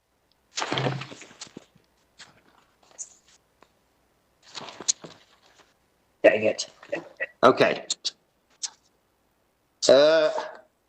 Trying to work with a mirror. Okay. Oh, jeez. It's not working right. Hang on. Okay. This piece right there, that's the part that hangs over on the setback, and that's the part that is, but the other side lines up. So what's the deal with the massing here when it causes so much heartburn, both for the committee as well as encroaching onto the setback? Why can't you pull it in to solve both problems? We had it pulled in before to honor the setback. Okay, but you've had a different roof line, and this one, it seems like you've settled the roof line perfectly. I mean, it sounds like, it looks like you've solved the roof line issue by making it less combobulated. But now I'm just wondering why you have to stay over the setback. I don't think you need to stay. I'm looking at this and I'm just questioning why you have to stay over the setback at all. Because I think I think what you're not seeing is that we did come into the setback, but it was only on the new part. And there was a whole nother offset there that was caused by me trying to have this addition be honor the setback. And I was look at this guy right here. Yeah. Okay, go to S1. Yeah. Okay. Mm-hmm. Your new addition is 4 feet into the setback.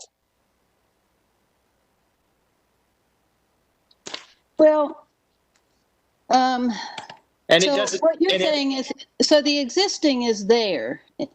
The existing is that far in the setback. Right, but you're tearing that down. Well, therefore, it's not in the setback anymore. When you tear it down, you don't get to, I don't know that you get to reclaim land that wasn't supposed to be there to begin with. Well, you do get credit for it on the tax credit. You get credit for everything that is actually there. Well, but you've torn it down. It's different as if you were using it. You're not using it. All right, well, John, I think what we need to do here is, our role is to call balls and strikes on the application that's before us, and see where we are now based on the new information that's been provided, because we've got an awful lot of people that still want to be united if possible. Yeah. Are there further questions to anyone outside the committee? Does anyone on the committee have concern that they don't understand the nature of the application that's before us?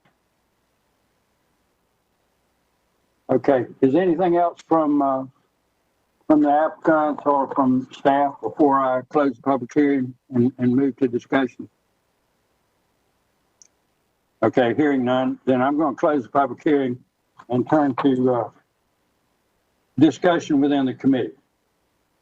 So what do y'all think about the changes made and where we are now with regard to the overall mass and the setback?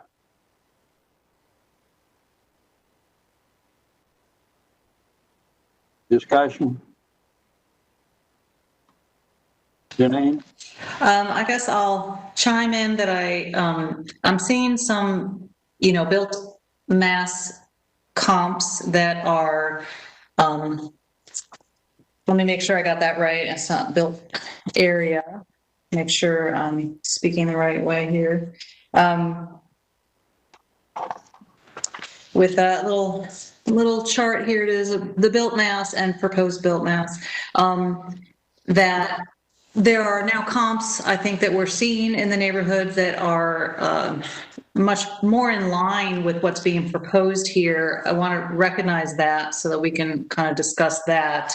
But I appreciate what John was asking about because, you know, if we make a ruling with the siting of that addition being into the setback, you know, I feel as though that the question is sort of what is the hardship that's kind of causing that for us to approve that or feel like it's, you know, meeting guidelines.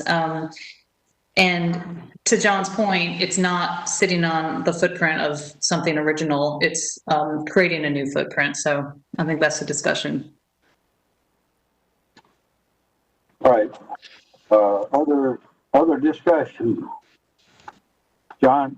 I just want to reiterate what Janine said and kind of clarify what my point is here, is that as I understand it, the existing footprint is no longer being followed. When we saw this last time, the existing footprint was being followed directly, and that's what caused the problem with the roof line. As I understand it now, she's just basically taken the whole addition off, which means that there's no tax credits there because there's no building there, and that the addition is completely new from the existing two-story structure with no changes at the point where they've drawn the line between old and new. So I don't understand why we have to now talk about a setback change. Well, let's put, I don't think the tax credits are our issue, though you may be correct. Are you guys saying that you think that the line of the double hash section should not extend south of a line that is a continuation of the single hash section? Correct. And that would mean that the line would run just about through the dot at the end of the where the arrow points from the legend down below. Correct. And at the same time, again, it's just how big of a house and how big of a building they want to build. Because if the whole point here is if you tear down what they were trying to work with before, you can stay within the setbacks. You just don't get as big a house as what you want. Okay, further discussion?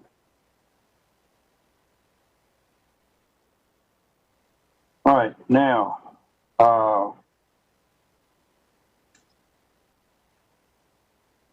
if there's no further discussion, somebody got a motion? You want to try one and see where we are on this? I hear Janine saying she's a little more comfortable with the massing than she was.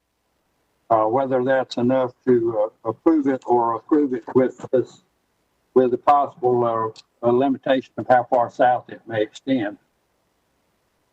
Verche? Yeah, I think I have a kind of follow-up comment regarding the massing. I appreciate the effort to kind of adjust it, but I took some time to sort of like visit the site and ride through that alleyway. And I still feel like the boundary or the pushing out of the back of that building, it's not consistent or cohesive with the sort of back line that you get from the massing in other buildings in the neighborhood. So essentially, if you look at the figure ground map, by putting that addition right there, I think it starts to distort the historic character of what that street and alleyway space was intended to be. And there are several houses in the area that do have this sort of like small back addition, so that push out in that way, but none of them kind of push out and are massed to the extent that this one is. And just reading the sort of character essay about the significance of the backyards also, and it seems like the massing, and then there's this rhythm of also maybe accessory structures that happen, and it's less about taking the original house and really expanding it into the site. So I still have concerns about the massing as proposed. Further discussion? John? I'd like to make a motion that we defer this application and allow the applicant to review the comments we've made and come back with another revision. Well, there's a motion. I'll get a second, and then we'll see if that's what we want to do or not. Verche seconds the motion. So, of course, we've already had this thing up once before. And so if we were going to defer again, we are specifically talking about two things. One is the overall distance from the covered porch to the deck and how far that extends in the backyard, right? That's one thing. And the other is the question of whether the double hash area should extend is a justification for extending that far south, because though we can override the setback, we ought to have good reason for doing so. Is there any other point that needs to be addressed if we're going to burden the applicant with a further deferral? That's it? We had a motion and a second. Any further discussion? Janine, you had discussion. Oh, okay, no discussion. All in favor of deferring for those 2 points, raise your hand. All right, that motion carries unanimously with Janine, Verche, John, Harold, and me. And so we will defer that one more time. And by the way, before we move forward, Meg, please convey to your client that I am aware and appreciative of the efforts that she made with respect to the Oberlin Village area of the city and properties that she has there in the general vicinity of the Atlanta school site. I haven't forgot any of that, but we still got to get these things right, whatever we do. So thank you for that. And with that, we will move to the next one, which is 426 South Person Street, Mr. Osterlin. And Mr. Osterlin and Colette, I'll need to administer the oath to you and ask, do you and each of you swear or affirm that the testimony you're about to give to the members of the committee, no matter being heard to be the truth, whole truth, and nothing but the truth? If so, say, I do. Colette? This is Colette. I do. Mr. Osterlin? I do. Thank you for that. Now, Colette, would you please explain this proposal to us? Yes, so this application was deferred at the last meeting to allow the applicant to provide additional information, but I'll refresh your memory. It is case 151, 2020, 426 South Person Street. It is in the Prince Hall Historic District, a general HOD. The application includes altering a roof structure, installing skylight system, replacing a door, removing storm door, replacing window, removing rear window, removing a flue pipe, and installing lighting. Next slide.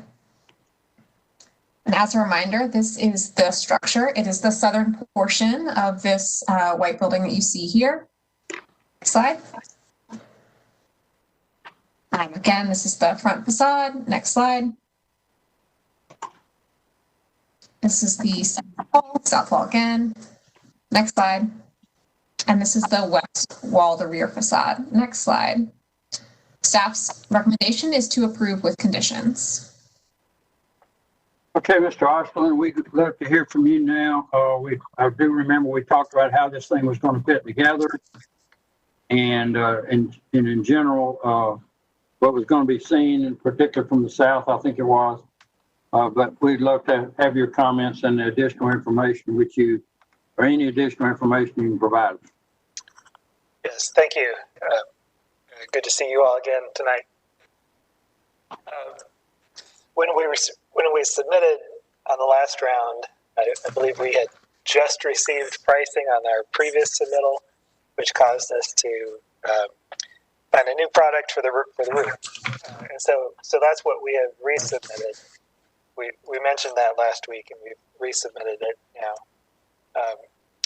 So the major change here is the roof, and we're using a CalWall product, which is a white translucent roof. It from below, it'll give us that luminous greenhouse space that we're looking for, and from the outside, we believe it is completely in keeping with the character of the roof that's there now. There's currently a white membrane roof, and so now we'll have white CalWall roof. So we believe it matches what's there now. You had some comments, you had some questions about the materials we're using for the sliding window at the front window. And we've provided a new cut sheet for that. Clarification about Colette's comments that flue is not there. And we're not planning to put it back in. We're not planning to make any changes to the south facade, except for what you would see from that low slope roof. What other comments can I respond to? Other questions from members of the committee? And I will say to everybody else on the line, we're going to take a break right after we finish this one and try to decide how far can we reasonably get tonight. John Reese. Mr. Arthurland, the information I've got in front of me says it's a unit skylight by Accurite. Is that the one that you found out was going to be way too high in cost and that we're now talking about the CalWall stuff? Because I'm not seeing any, as I understand it, there hasn't been any new information provided. There has been a whole new submittal, and I downloaded it from your website, so it's been posted. With the CalWall? Yes, with CalWall. Yes. Okay, I've got to be quiet because I don't have any of that information. Colette, can you and Andrew straighten us out here as to what we do have? What I'm looking at now has a stamp that says new materials provided for December 9th meeting. Right. The new materials were provided on board docs, and I believe included in your packet as well. I don't have anything in my packet regarding CalWall. Nothing. But that may have been done, and I didn't check the board docs right. Can I add, I do not have the documentation that was just submitted to us yesterday. I'm only seeing it on board docs, John. So I'm with you, didn't get that in my packet. Right. We had John, we had a list of a string of them where there was additional information that was only available online. But 151 was not on that list of new information. This is Aaron. If you all refer to your chat boxes, the host has provided the link to board docs for everyone in case you're having trouble finding the new information. Okay, great. All right, I'll pause a second while everybody finds that.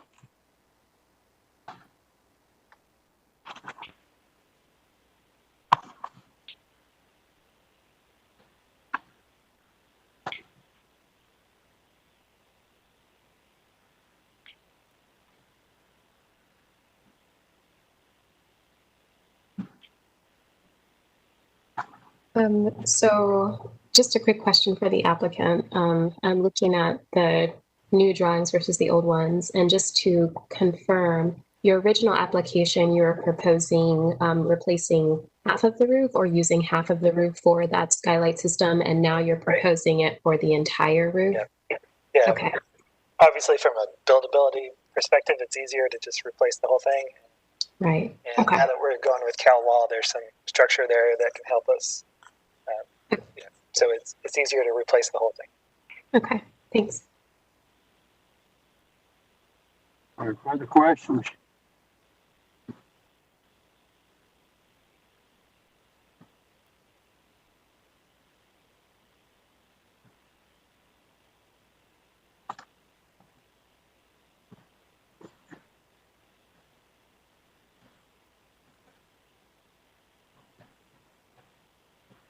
Would it be easier for folks if we shared the new information on the screen?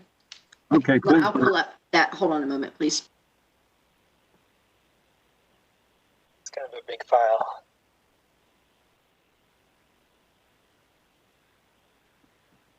I'm sorry, I couldn't even find what we were looking for in the board docs link. Well, they're going to take over the screen and we'll have a quick look. Okay.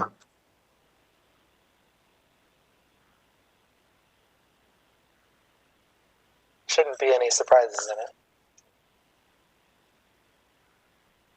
I hope it's easy to review quickly.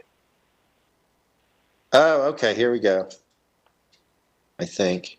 Okay. So what happens to the mechanical units? Yeah, that's we have structure for that, and that'll be you see my little dashed in rectangle on A1. A1. The air handler is there now. We're in the replacement. We're putting it right on the same place. We'll have some framing for that. But your cow wall's going across the entire roof, right? Right. So the framing would be on top of that, connecting to the integral structure there.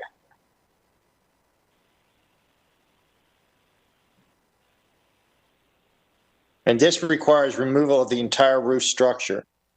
Well, that is what we talked about that last month. Yeah. No, in doing it this way, we're keeping the existing framing, the existing wood joists. If you go to a 2.1, we added a photo of the existing joists. Yes. So we're going to keep those joists, remove the deck, and then put the cow wall on top of the existing joists. We'll still have to do some reinforcing, but that'll let us use those 100-year-old joists. But the cow wall doesn't necessarily modulate to the joists. No, it doesn't. No. Well, it spans wider than the existing decking, so I think we will keep the seams on the joists so we can do the attachment right. Well, cow walls on a module system that doesn't necessarily adjust itself for. It can be customized though. We'll be designing it to fit. I'd just like to remind that we do not review the interior, only what it looks like on the outside. Right. Right. Okay. Right, but what I want to say with that is that the joists will be seen from the outside when the lights are on. Through the shadows. Maybe, yes. No, definitely. It's a translucent panel. It may be observed, but yes, I think that may be true. Okay, I see. Everybody seen this tonight?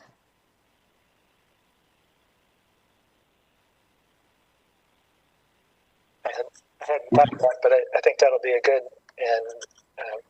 effect, and it'll tell the story of the building. Okay, Tanya, I think you can take it down. Okay. All right, further discussion from members of the committee. Further questions? Are you ready for me to close the public hearing?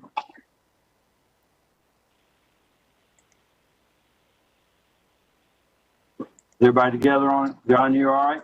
Yeah. All right, then I'm going to close the public hearing and we'll turn to discussion internally. Is there any discussion? You ready for a motion? Okay. Janine, you want to try this motion? I will. Yes. All right. I move that based on the evidence that's been presented in the application and during this evidentiary hearing, that the committee, make sure I have the right one, yes, finds that altering the roof structure, and I don't know, are we calling this a skylight system? No. I mean, that's how we've phrased it here. Maybe we don't want to say that. Altering the roof structure, I guess what I'm hearing is we're not altering the roof structure, but we're we're leaving the structure and we're altering the roof assembly to be a cow wall system. And removing a flue pipe are not incongruous according to guidelines 2.5.1, 0.7, 0.10, 0.11, and the following suggested facts 1 through 8. And that replacing the front door, removing the storm door, replacing the front window, installing lighting. I guess we don't know. Okay, that's true. We don't know about the lighting yet, but installing lighting and removing the rear window are not incongruous according to guidelines 2.7.1, 0.2, 0.4, 0.7, 0.11, 2.9.1, 0.4, and facts 1 through 6. Is there a second to that motion? John Reed seconds the motion. Any discussion?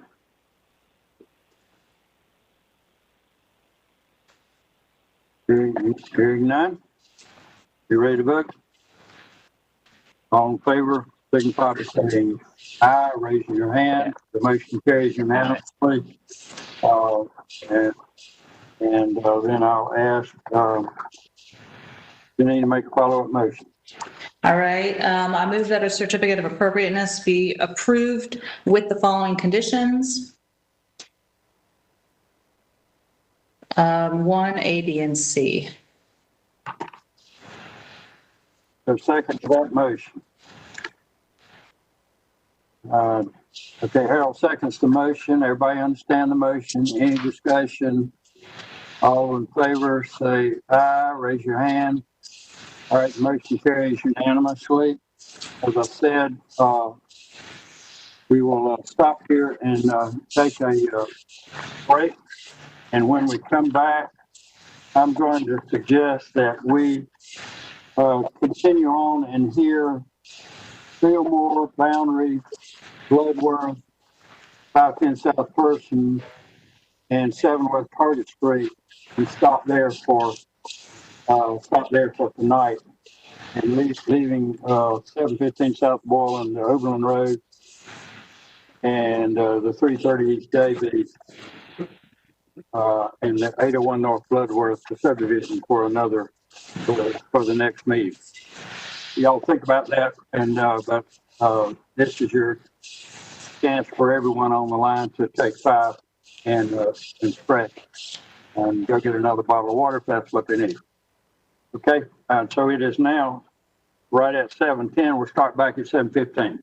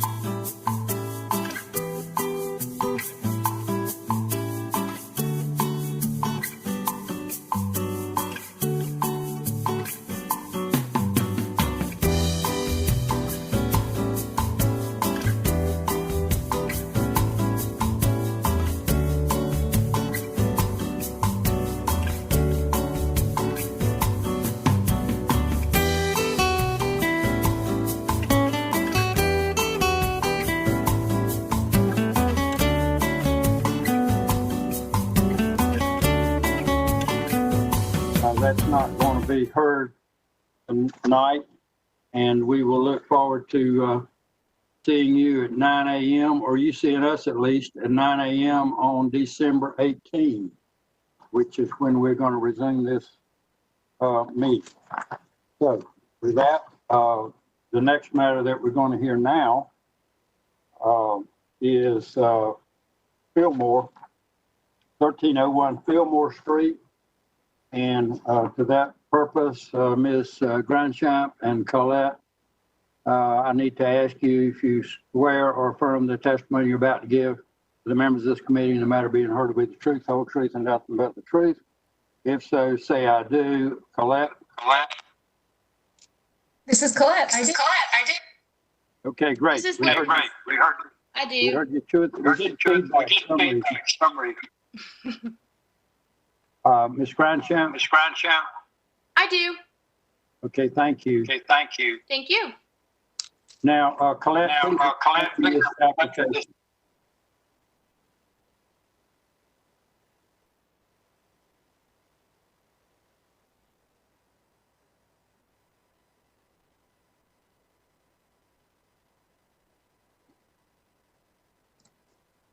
Okay, this is case COA 114-2020, 1301 Fillmore Street in the Glenwood, Brooklyn Historic District. It is a street side HOD. This request is an after-the-fact application, the installation of a 6-foot fence and gates along Jefferson Street. Next slide. So I have a series of photos here. This is the previous fence that existed prior to the proposed fence that was installed. This is the view from the intersection of Fillmore and Jefferson. This is a view of the property along Jefferson Street, and this was the previous fence that existed on site. Next slide. So this is a view of the current fence that is being applied for from Fillmore Street. Next slide. And this series of 3 photos shows the extent of the proposed fence that has already been constructed. Next slide. Staff's recommendation is to deny with conditions. Next slide. Actually, there was supposed to be another slide there. The applicant did provide 2 photographs as new information that had been uploaded to the board docs. Yes, thank you. I did see those. And I hope that everyone else had a look at those. So, Ms. Grandchamp, if you'll explain your proposal to us, and then we'll ask questions.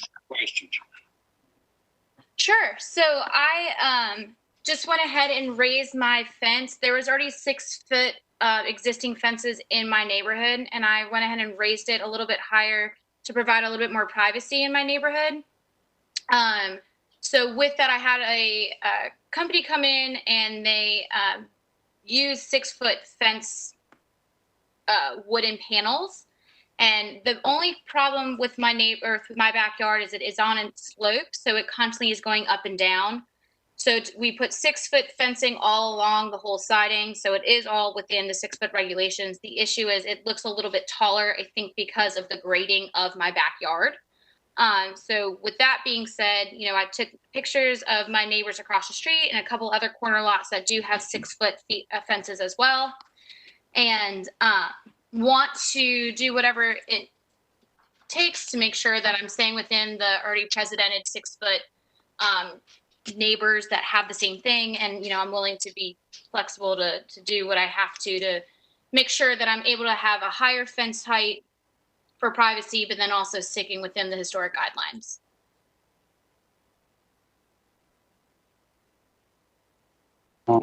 I have muted myself. Grandchamp, there are 2 things I want to be sure that you understand in terms of what we have to do here. One, we're having to evaluate this application in the before condition, and without regard to what work has already been done. That's number one. And then number two, with respect to your photographs, I don't think, unless you can show us, it doesn't appear that any of those fences were approved by this committee that you reference. I'm glad you told us a little bit about where they are, since we didn't have the addresses. But it's not clear to me, and I consider it unlikely that those other fences will be given great weight in this question, because it's not that we've approved something like that before. It may be that this fence ought to be approved anyway, but I don't think those pictures turn out to be helpful, because they aren't something that we have approved in the past.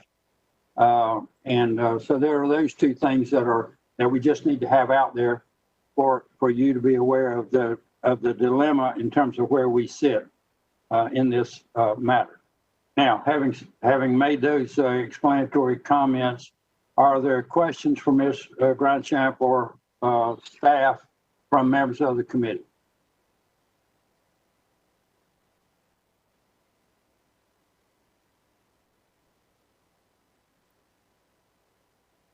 Any question or discussion? You understand the situation? You got the issue clearly.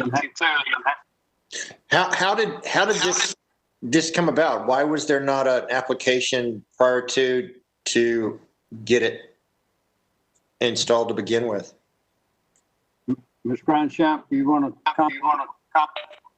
Sure. I mean, to be completely transparent, I really didn't understand the rules and regulations. So when I bought the house, I knew I was in a semi-historic district. I don't think I understood knowing the corner lot versus I knew I couldn't change the facade of the house, which is not anything I've wanted to do anyway. Because I used the same pre-existing fence line and I used the exact same post lines, I thought that going from 3.5 inches or 3.5 feet to 6 feet when there's already pre-existing 6 feet fences in the neighborhood was okay. Once I was told that was not the case, I went ahead and paid the permit.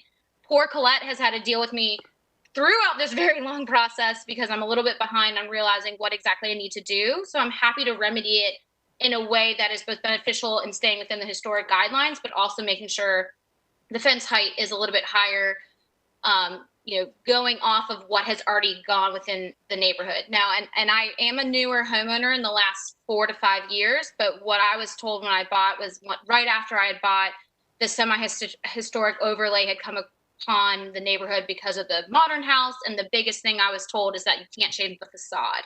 So I really didn't realize that was something I needed to get approval for. And then once I was told, I went ahead and filled out the application and paid the permit. To be completely transparent, I just didn't know. Okay, thank you for that. Sure. Okay, now, any question or discussion? Janine? Yeah, thank you. I guess if we still have the homeowner is still in this discussion, I guess. I haven't closed the public hearing yet. Perfect. My question is to the homeowner is hearing that you're kind of aware of where we're coming from with the guidelines stating that fences no taller than 42 inches in such locations. What are you, and you're saying you're sort of open to trying to meet the guidelines. What is your thought right now on how that would be remedied? So there is just one thing I would also like to note, like I was saying before, because of the slope of my yard, when we put in the new fence line, it looked jagged and didn't have a great curb appeal. So I did add a border on the bottom to make it all even. If I made it 6 feet, same height on the top, it was uneven on the bottom and vice versa. So now that there's already a border in place to help with curb appeal, I'd be happy to discuss the option of lowering the fence a little bit. The biggest thing for me is one, privacy, and just having a fence that's tall enough that doesn't allow for, dogs to be able to jump it, truthfully. So if that's the case, if we're saying that it's a 5 foot, and what I can do is have the fencing company come in and take off the top. And if there's a certain, look you would like for the historic guidelines, I'd be happy to do that. Going back down to 3.5 feet was always an issue when I bought the house, when I talked to my realtor, and I didn't realize how much of an issue it would have been, or else I would have spoken with the homeowners before I bought it to raise the fence. So my sentiment going forward is I'm willing to, figure out a solution that is both great for the historic district, but also is allowing me to have a nice curb appeal, hence the border on the bottom, and also getting to a height that is beneficial for the neighbors and myself. Okay, thank you for that. Are there further questions? Yeah, I have one. And this is for staff too, just to help me check something, but I'm not seeing anything in the guidelines that talks about solid fence versus degree of open fence, be that not necessarily in height, but in staggering of the fence panels or the fence boards. And my other question to you, the applicant, is what height is acceptable? What height would work for you, given the fact that 42 won't and 6 feet's too tall? Well, let me go back to Colette first. And Colette, can you just kind of walk us through this question of this solid fence in contrast to what had pre-existed, or is in contrast to how the guidelines have been applied? So I'm not entirely sure I understand the question. The guideline in particular that references the solidness of a fence is 1.4.11. If you'd like me to read it, it says it is not appropriate to introduce visually opaque screening, plantings, walls, or fences taller than 42 inches or that are more than 65% solid into the front yard area and or street side yard area of a corner lot unless historic evidence exists. Okay, thank you for that. Now, with respect to the second part of your question, John, my concern is that you are backing into considering what is there, and we're supposed to be considering it as if it's a new application without regard to what is there at the moment. You're nodding no, that you're not intending on doing that. All right. The question, Ms. Gronshamp, from John was, so if 6 feet's too tall, what height exactly was it that you would be applying for? I would be applying for 5.5 feet. I am now being told that the house across the street from me wasn't approved by this committee, and there's other ones, but I did take the tape measure to my neighbors, and there is a 5'7" fence right across the street from me. Around the corner, there's a 5'9", and then there's a 5 foot, I think 6. So 5.5 feet was where I was thinking would be the right height, due to, even though some of these fences haven't gone through the committee, they are corner lots that have those height fences at this time. Nick, Tanya here. May I make a comment? Please. I just wanted to comment on the fact that the Glenwood Brooklyn is one of our newer districts, and so there are definitely going to be a lot more fences that have been installed without a certificate of appropriateness. That being said, one of the things that doesn't get inventoried is, where are the fences? And that if you wanted to go down that path, then, having some additional information about what fences are like in the Glenwood Brooklyn district may be useful. All right, thank you for that. Are there further questions or discussion from members of the committee? Verche? Yeah, I just wanted to just clarify that I'm reading this correctly. The guideline 1.4.11 that Colette read, when it says fences taller than 42 inches or that are more than 65% solid. So in theory, her fence could be the 6 feet if she would have met the 65% opacity guideline. Is that correct? I really believe that reads as neither nor, but even though it says or.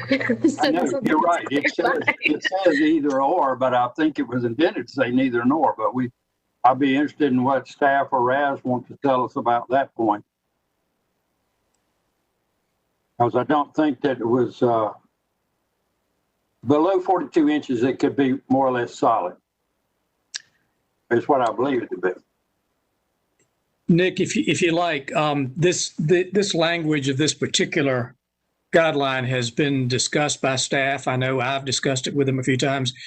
It doesn't read very well, and it's not terribly clear.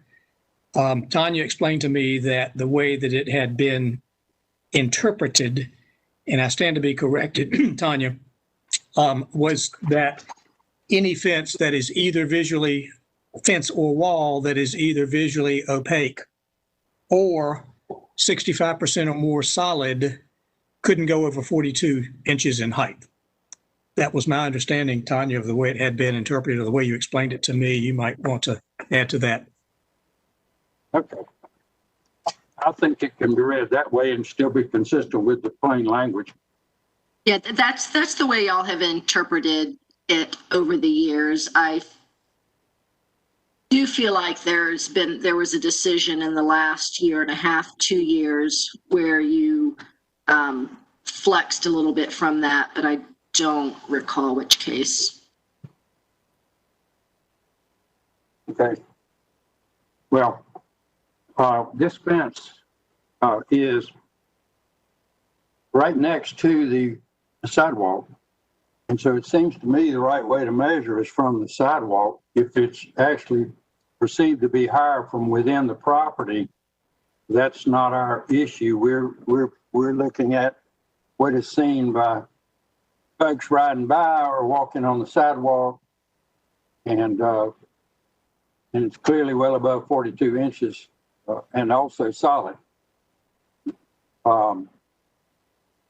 So do you all have an interest in, I think this is the first fence case we've had in Glenwood, Brooklyn. I don't remember one where it was an issue about the height and the rest of it in this neighborhood. I'm real sure we haven't approved one.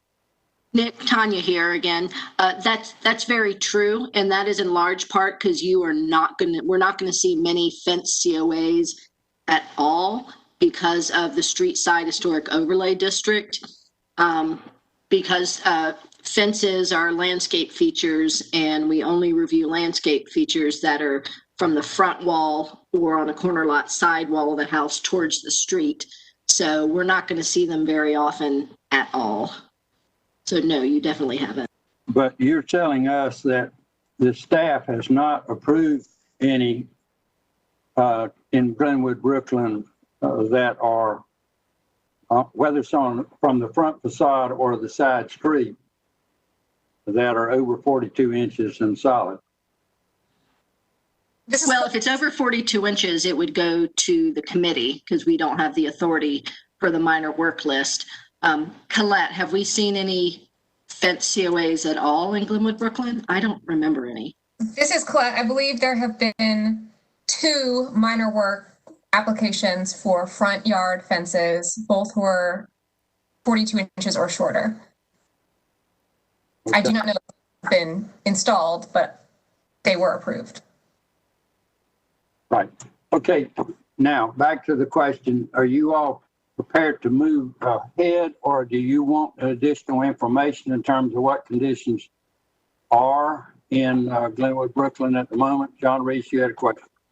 Actually, I want clarification on the rules in Brooklyn because I have a 6-foot fence right next to my house, which screens my all of my service court stuff. And if I'm shocked that we actually have a 42-inch limit there.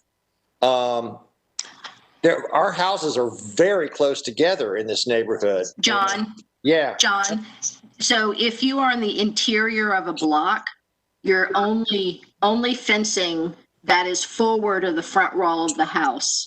Yeah. You need a COA. And same thing if it were a corner lot. I guess yours is a corner lot. It's a corner lot, So- and my air conditioning units are on the street. Gotcha.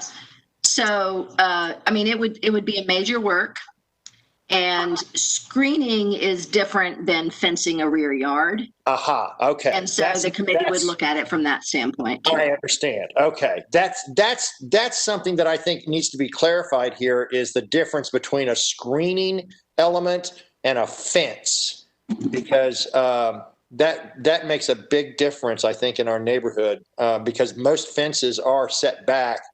But I must say, the only ones that I've seen in our side of the neighborhood that are 42 or less are just the little pickets along the street front face. It seems like this specific situation, she's got a side yard or a corner lot to where she's got basically two faces of facade. Is that correct? She does. Yes, she does. Okay. But back to my question: Do you all want additional facts about what sort of situation exists in Glenwood, Brooklyn, more generally? I mean, I can tell you that I'm plenty troubled by this fence, just on the A, too tall, B, solid, and C, stark white, almost like somebody poked a finger in my eye. So that's troubling, but I'm just one person. Janine? I think I do support getting some more information on fences in this neighborhood, and I concur with what you're saying, Nick, that I think it's in the best interest of this applicant as well to let us kind of get that information, because I think without it might be a challenge to imagine that we could accept this fence the way it's built. Right. Okay, then I'm going to entertain a motion to defer. John Reese moves to defer. Jane McAuliffe seconds the motion, and so for discussion, the point of this is to get additional information from really both sides of Glenwood Avenue about what we see in fencing that pre-existed the creation of the district. And so we'll get that. Hopefully we can have that by next month. If we can't, somebody can tell us, and then it won't come up next month. Any discussion? All in favor of the motion to defer? I'm sorry, discussion. I had a quick question. It's unclear to me. Are we asking the applicant to come up with this information, or is this staff research? Yeah, I think we're going to need some of both. Okay. I'm glad to hear whatever the applicant can come up with, but we may need a little bit broader review. I'm sure the applicant knows what's within 10 houses of her house in any direction, but beyond that, we may need a little bit broader picture of what do we got, because if we're going to end up being stuck with something different than 42 inches, we need an adequate basis for that judgment. Okay? And the only other thing, I'm sorry, I just wanted to put in there is I was told that for Glenwood, Brooklyn, for historic overlay, we don't do anything with fence color, and the pre-existing fence before this was in fact white. So that was the only other thing I did want to bring up, just to make sure I'm understanding that. Okay. Thank you for that. And I fully understand the previous fence was white pickets that with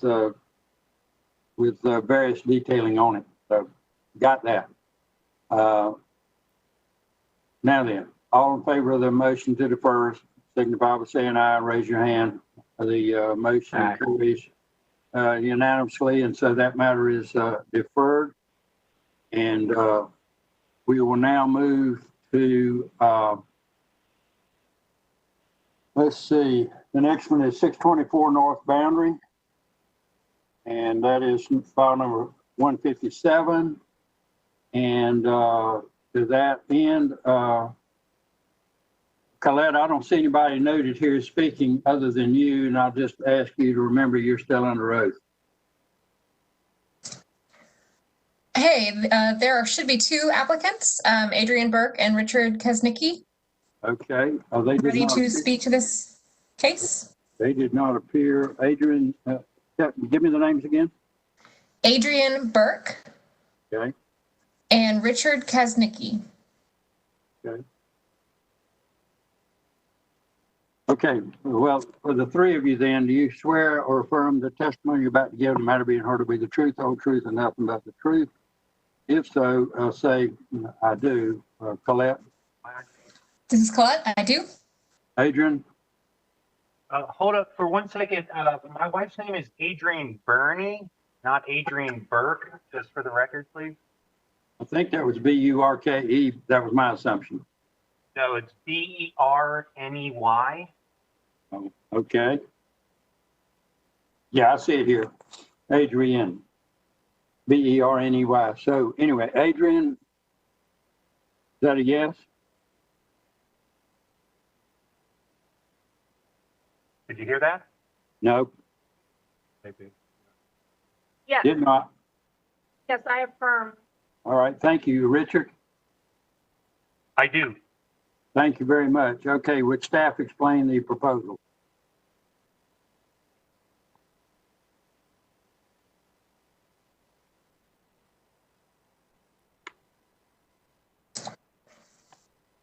All right, this is case COA 157, 2020 for 624 North Boundary Street. It is in the Oakwood Historic District, which is a general HOD.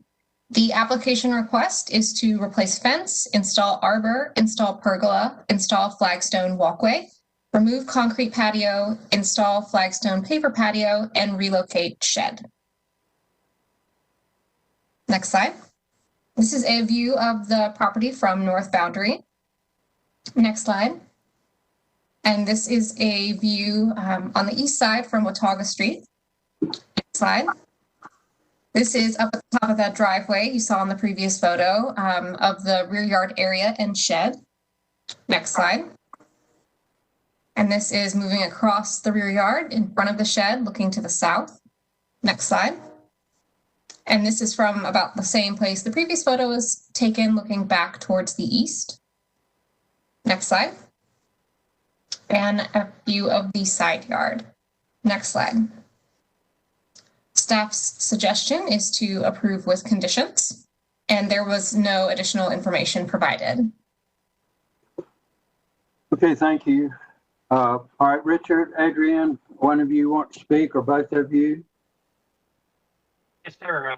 First of all, thank you for going extra innings tonight to accommodate us. We're basically really looking to replace existing materials in a lot of ways. We have a privacy fence that runs most of the lot, and we're just really looking to replace that with a better quality fence. It's been falling down for quite some time. We're hoping to relocate the shed, move it back a little bit to create a little bit more open space.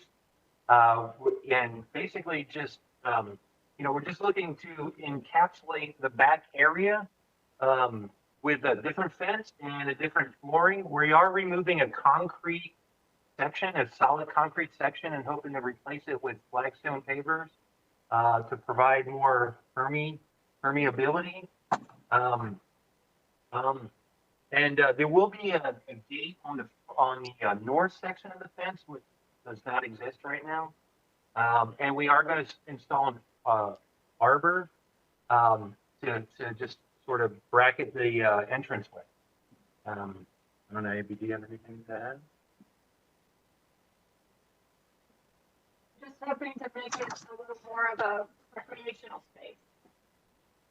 Will you speak up, ma'am?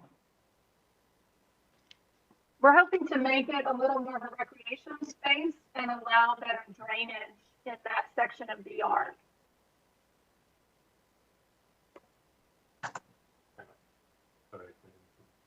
Okay. Are you guys going to be able to hear very well?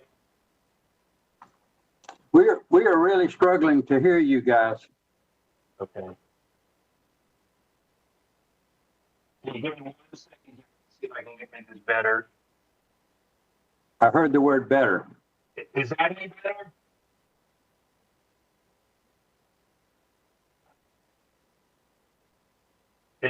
Is that any better?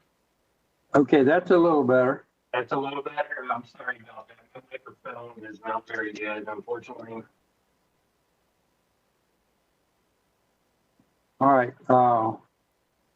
Well, my first question to you and to staff is, it's really hard for me to tell how much of the fence is 6 feet in, that would be problematical from our point of view, and how much of it is not, because I'm worried we can't make a decision very well based on the way these sections are described in the staff comments. So can y'all help me as to the pieces of this that are 6 feet and just, let's say, not in the backyard? So the only section that would not be 6 feet is that section of picket fence that faces the driveway currently. Were you able to hear me? Did any of you hear that? No, we're just not hearing.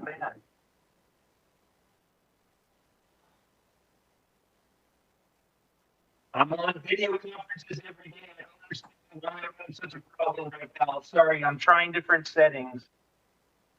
All right, I heard the different setting piece, whatever that was. Maybe that's useful.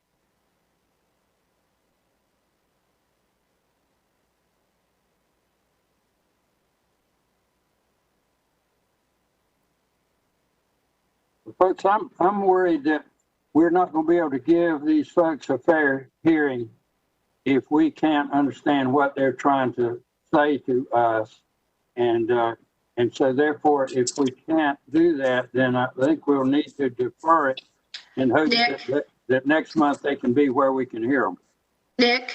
Yes, ma'am. Our host is working on getting them called in through the audio system. Okay, great. Perhaps Colette can explain specifically what the tall sections are. Can you guys hear me any better? Yeah, that's a little better. That's a little better? Yes. Is that workable? No, that's worse. Worse? You just cut it in and out. If you can get a setting that works, then don't stop talking. Just keep going. I'm working on it. I know. This is too bad.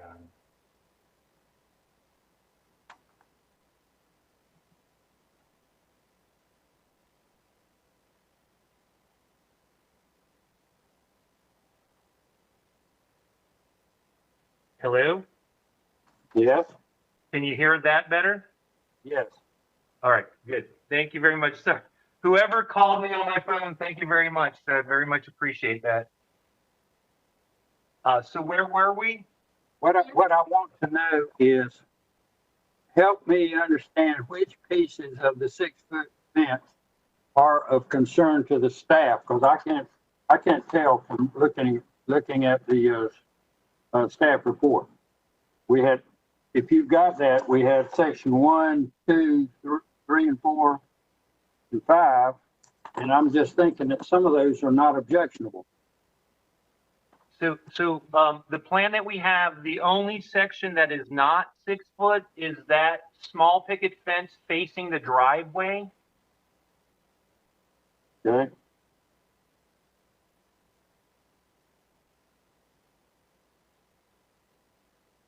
Is that helpful? Yeah, but I'm concerned about, the staff indicated that some of this was a problem, and I'm trying to figure out which parts. Nick, this is Colette. I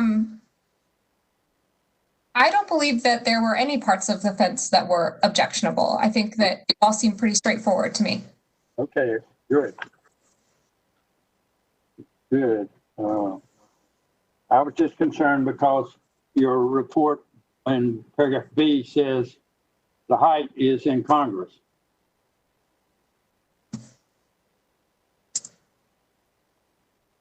Give me one moment so I can open it. Yeah, I think it just looks like underneath one of these photos, it says to replace with a 6 to 6.5 foot fence. And staff is saying that the maximum would be 6 feet, I guess, under their recommendations. We'd agree the maximum would be 6 feet. I was just worried that we were being asked to approve something that needed to be only 42 inches. Okay. For whatever it's worth, I put 6.5 feet just in case the run of the land and we want a straight line, that there actually might be sections that might go above 6 feet there towards the north end of the lot. Well, you might have opened a can of worms that you didn't mean to open. Uh-oh. All right, are there questions from members of the committee? Does the 6 foot fence, does the 6 feet incorporate the arbor as well, or is it 6 feet solid and then it begins to open up and then it goes to the pergola? So the arbor faces the east street of the property, and that will be encased by like a 42-inch fence, I believe is the height it is now. It won't exceed that. But the pergola is on the western side of the fence, and it'll be integrated into the fence and add, another 3 feet on top. So it'd be 9 feet max, just integrated into that section of fencing there. Okay. Okay. All right, other questions? Janine? I do need some clarity on the composition of the fence, and it sounds like it would top out at 6 feet with a portion of it being that lattice work at the top, or is that incorrect?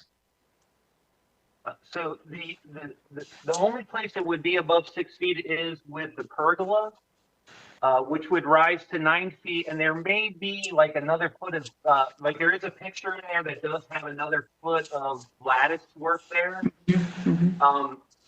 It's a design element. We haven't gotten everything priced out quite yet, exactly the full details, but we're thinking that's a nice feature. It is the western sky. We do like to hang out there in the evenings and everything like that. So we are hoping to have a shade area in the evening time hours.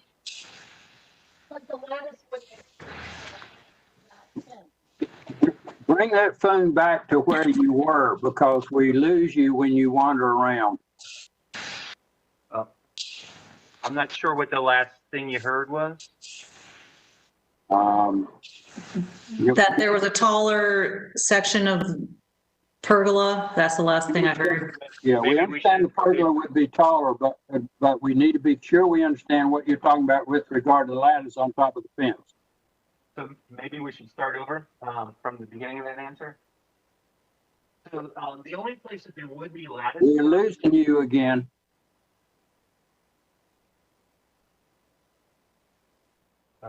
The phone dropped off. Can you hear me? Not much. I'm sorry, I lost the phone. Can you call me back in? Whoever called me in previously? Yeah, I'll call you back in. Thank you. I'm sorry to be so difficult. Well, we're sorry we're having to do it this way.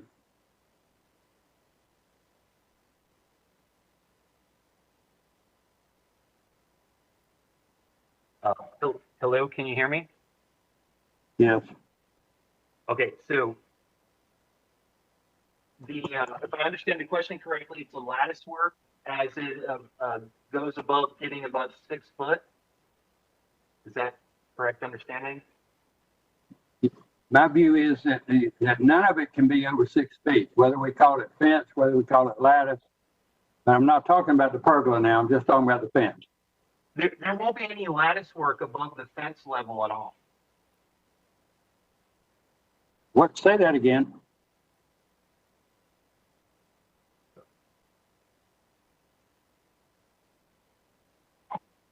Can you hear me?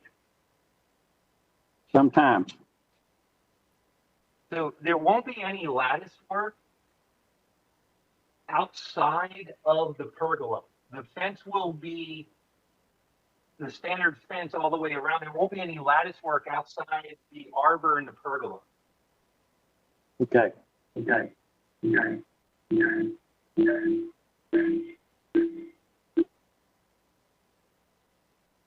Okay, are there questions from members of the committee?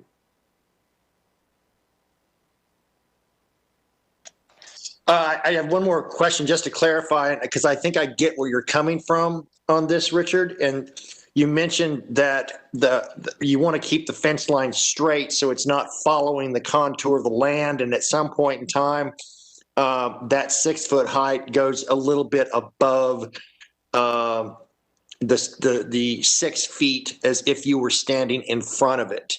And I just want to help the committee understand the design intent you're trying to achieve, and know that that you're trying to incorporate a datum line which is consistent, and I get that.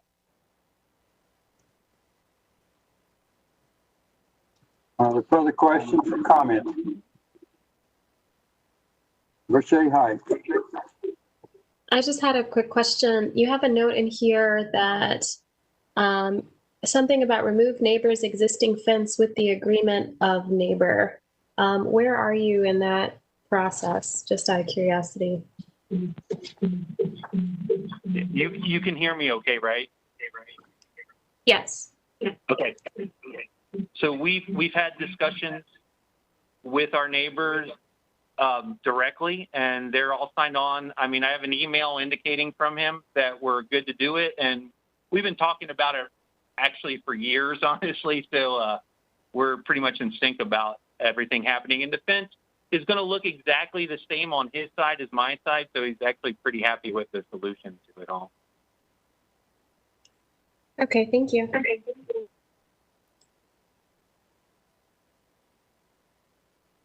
Further questions, discussion? You think you understand it? Are you ready for me to close the public hearing? Okay, I'll close the public hearing and we'll turn to discussion. Any discussion?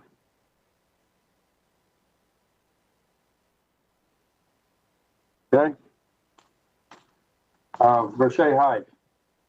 Yeah, I just had a quick comment about his comment that the fence could get higher toward the northern end of the property because of the site dropping off.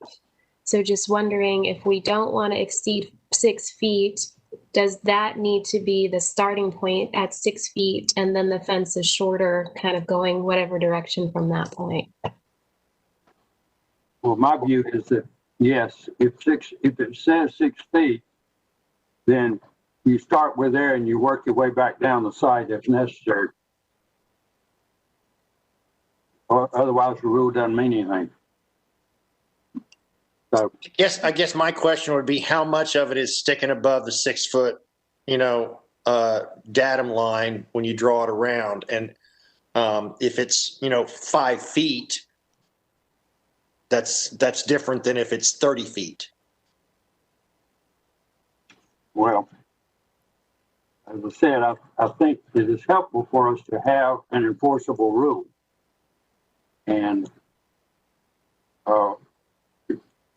I'm sitting here on a committee with a whole bunch of crafty design people that would take anything we did and run with it. And I think 6 feet is 6 feet, and you figure out how to make it work. The alternative is, if they chose not to go with the straight datum, they can stagger it like they do all over the place. Exactly. Stair step it up the hill, whatever. All right. Harold Millette, you ready to make a motion? Yes. Can you hear me? Yeah. Yes. All right. Give it a shot. So I move that, based on the information contained in the application and staff evaluation, to installing walkways. And at the public hearing. And at the public hearing. Yes, and at the public hearing.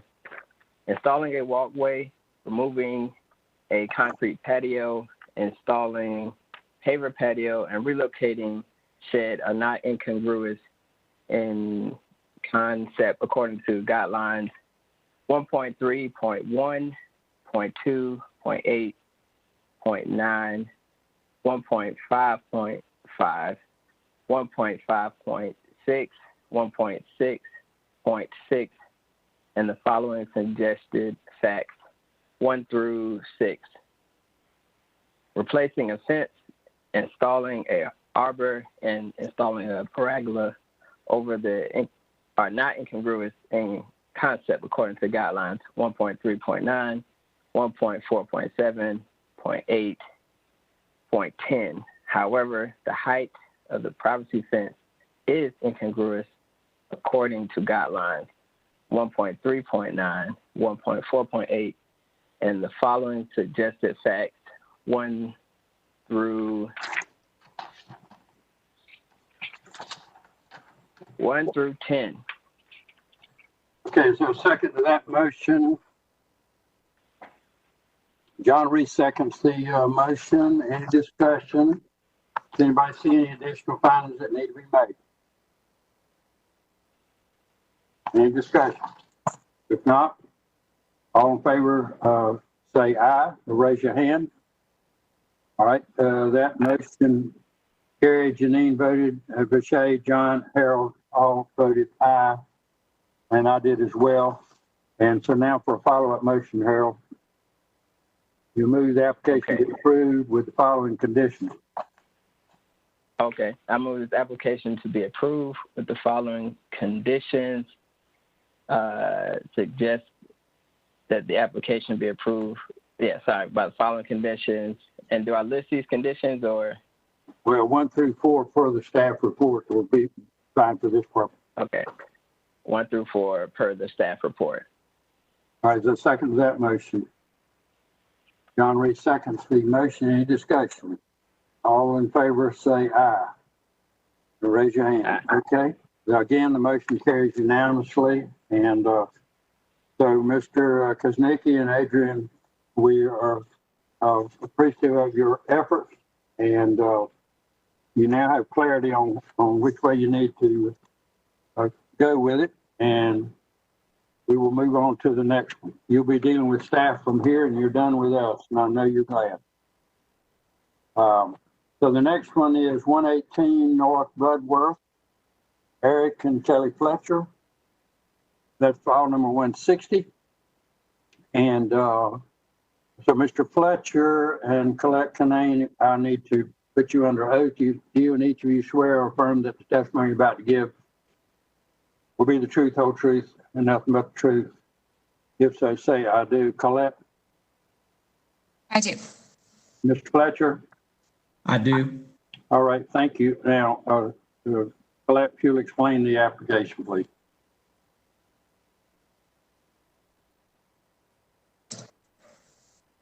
All right, this is case COA 160, 2020 for 118 North Bloodworth Street. It is in the Oakwood Historic District, a general HOD, and the request is to remove a tree.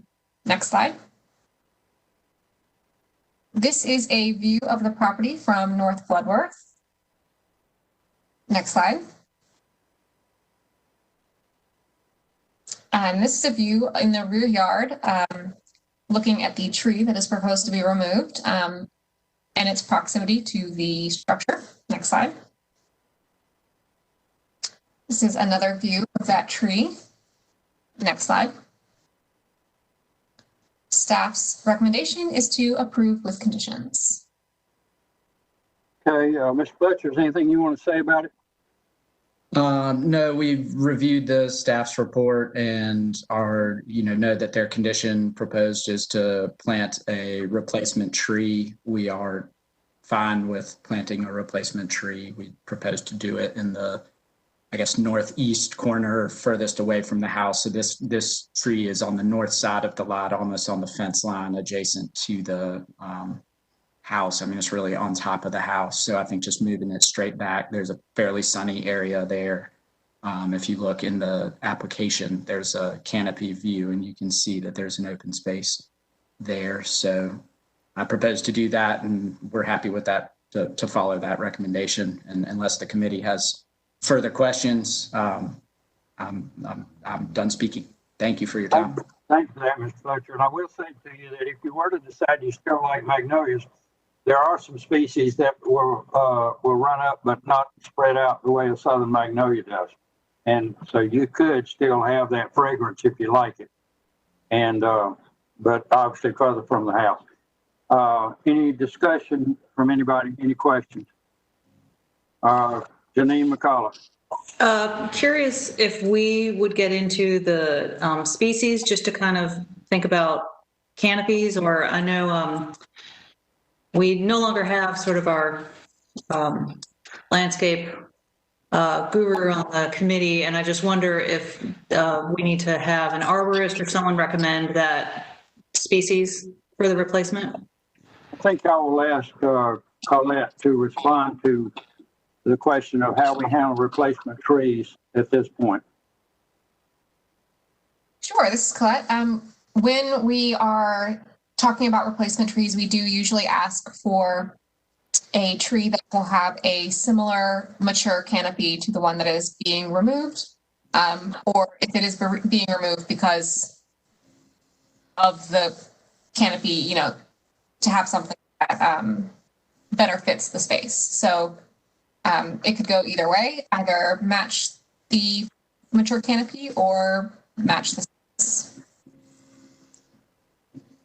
Well, honestly, my view of Janine, is that a magnolia is going to work really poorly on these small lots, almost anywhere in Oakwood. And yeah, I was going towards the idea that maybe an arborist or somebody would be involved with selecting the right species for that new location. And if it pleases the commission, I mean, one thing we could do is consult with the same arborist, Mr. Tuttle, who did the inspection. I think he's the one who we would have take the tree down, and we'd be happy to consult with him on a suitable replacement. And if there's conditions you want to put on the replacement, well, I think we're fine with that. Again, yeah, I think a planting a magnolia, given how this one has grown and others grow in Oakwood, would be difficult. But I think planting something that would be a nice mature tree and provide shade in the back is fine with us and makes sense. Tanya here. I would just like to point out that that is really going beyond to a level of a condition that we've never had before. If you want to offer it as a suggestion, staff's recommendation would be not to have that be a condition. If they don't have their own arborist, we usually look at the city's tree list to give guidance, or send them to the NC State Extension Service. But I would caution against requiring that they use an arborist to determine where to put a tree. Okay, I think we could, Janine, we could decide to put something in here saying that not necessarily that it require approval of staff, but that it be reviewed with staff, which I think is a lesser standard, but it doesn't just leave it wide open to stick something out there. If we think we ought to be involved in it. Well, my point is just that I feel as though we gave some guidance before, but maybe it was not required. Just wanting to be successful with the new tree that is replacing what needs to come out. But I don't know that it. I understand that asking for sort of a professional to mandating that they get involved is beyond the purview here. But just kind of making a recommendation to make sure it's as successful as it can be. Yeah, I get it. Okay, well, we'll see where it goes, and I'm not suggesting that we will add an additional burdensome cost on this, but sometimes property owners can benefit from a little bit of just guidance from people that have seen it, and I thought in that sense it might be helpful rather than harmful or burdensome. Any other questions, John Reese? I just wanted to throw in my 2 cents about the situation of and what I understand about magnolias, especially southern magnolias, is that a southern magnolia is never to be limbed up. And once it's limbed up, it's basically shot because it's never going to relimb at the bottom. And from that aspect, finding a tree that will is suggested is one that will grow in its environment, I think is just about the only advice we can possibly give, and understand that it has to be healthy in that environment and not end up in a scenario where it has to be cut down or trimmed to accommodate, certain things that we now can consider modern. Well, the magnolia is a bad idea because it leaves them with no yard almost. If you have that in one of these, and you get little or no useful space, and you get a great odor, but no shade either, not really, because otherwise you got to crawl under the tree to get the benefit of the shade. With that, Janine, how about you take a turn on a motion here?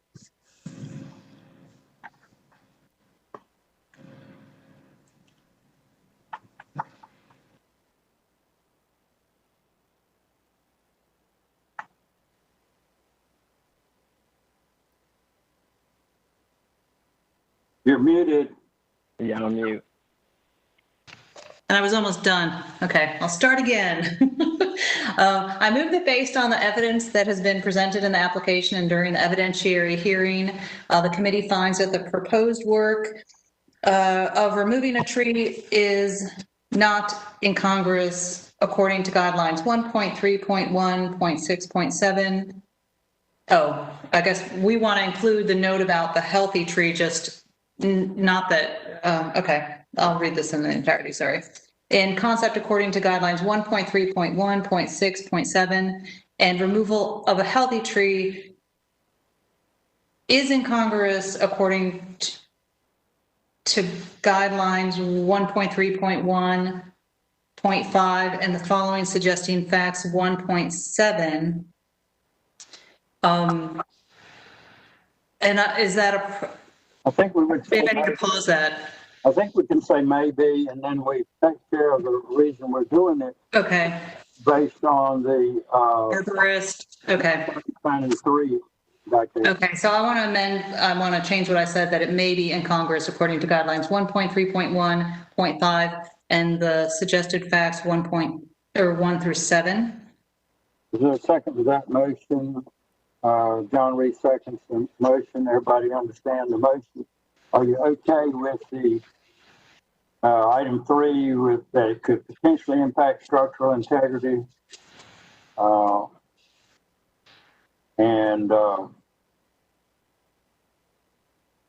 You want to say more about the proximity to the house in this situation?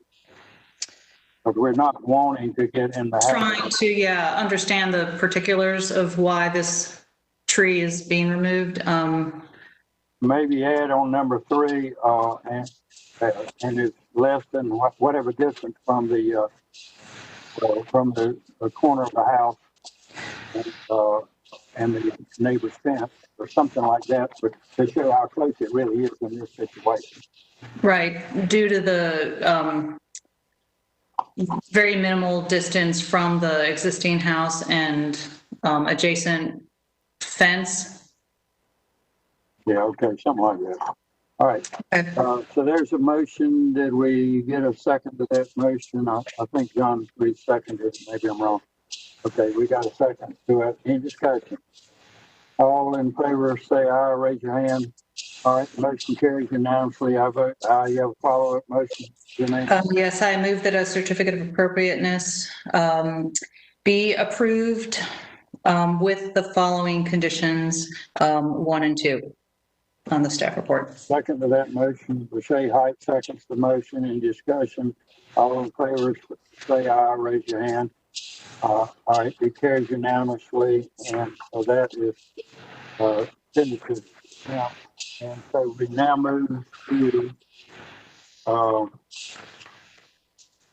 510 South Person Street, the sign on the existing park Mr. Barcel and Morton, I'm obliged to put you under oath.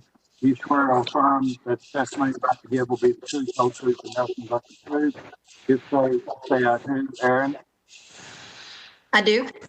And Mr. Barcel? I do. Okay, and I'm sorry if I pronounced it wrong or got the gender wrong. No, you're correct on both counts.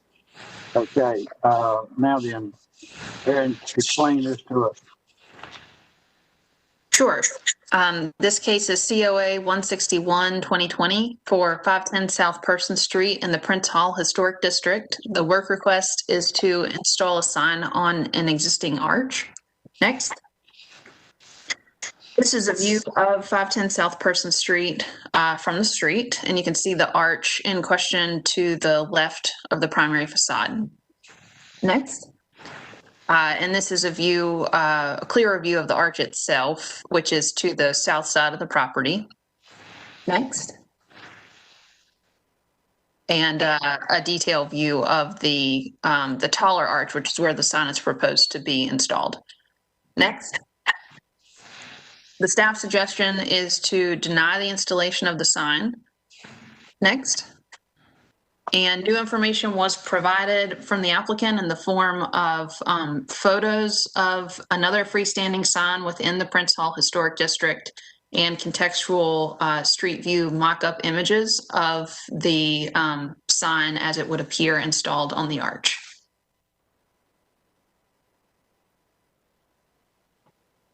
Okay, Ms. Barcel, do you want to please explain your proposal to us and what you had in mind and your thoughts with regard to staff's comment? So what we are trying to do here basically is provide maximum visibility for our client, and we also want to get them the most out of their space, make it look visually sophisticated. We do have this existing arch element, which you'll note in the sign specs where we have the imposed imagery of the sign on the arch. It does look as though there was at one time lettering or signage on that arch. I know that there is the argument that it shouldn't be used as signage. But this element was added as an art installation, as the property owner explained it to me.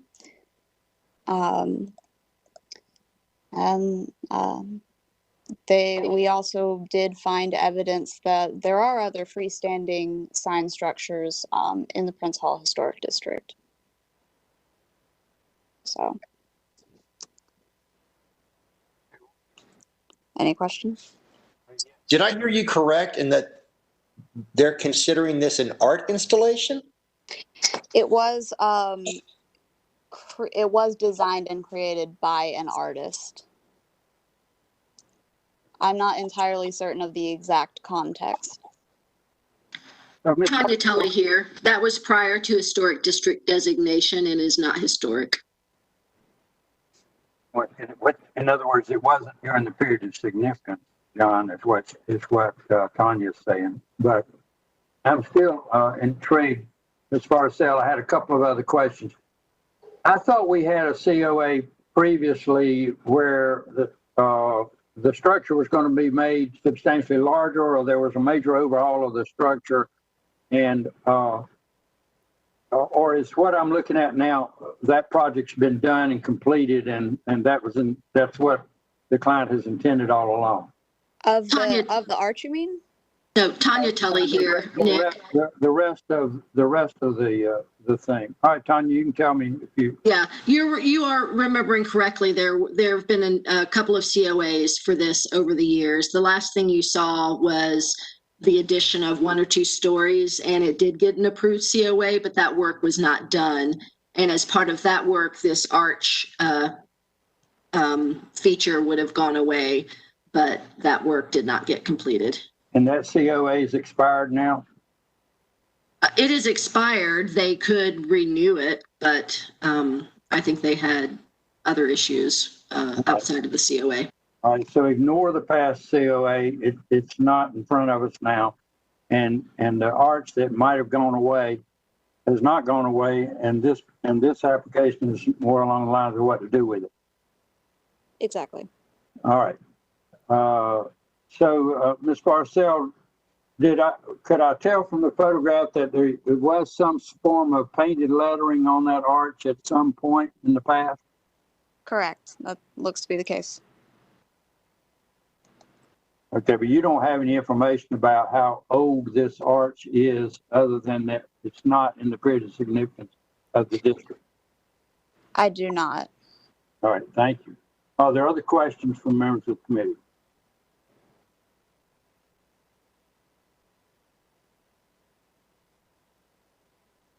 Janine McAuliffe.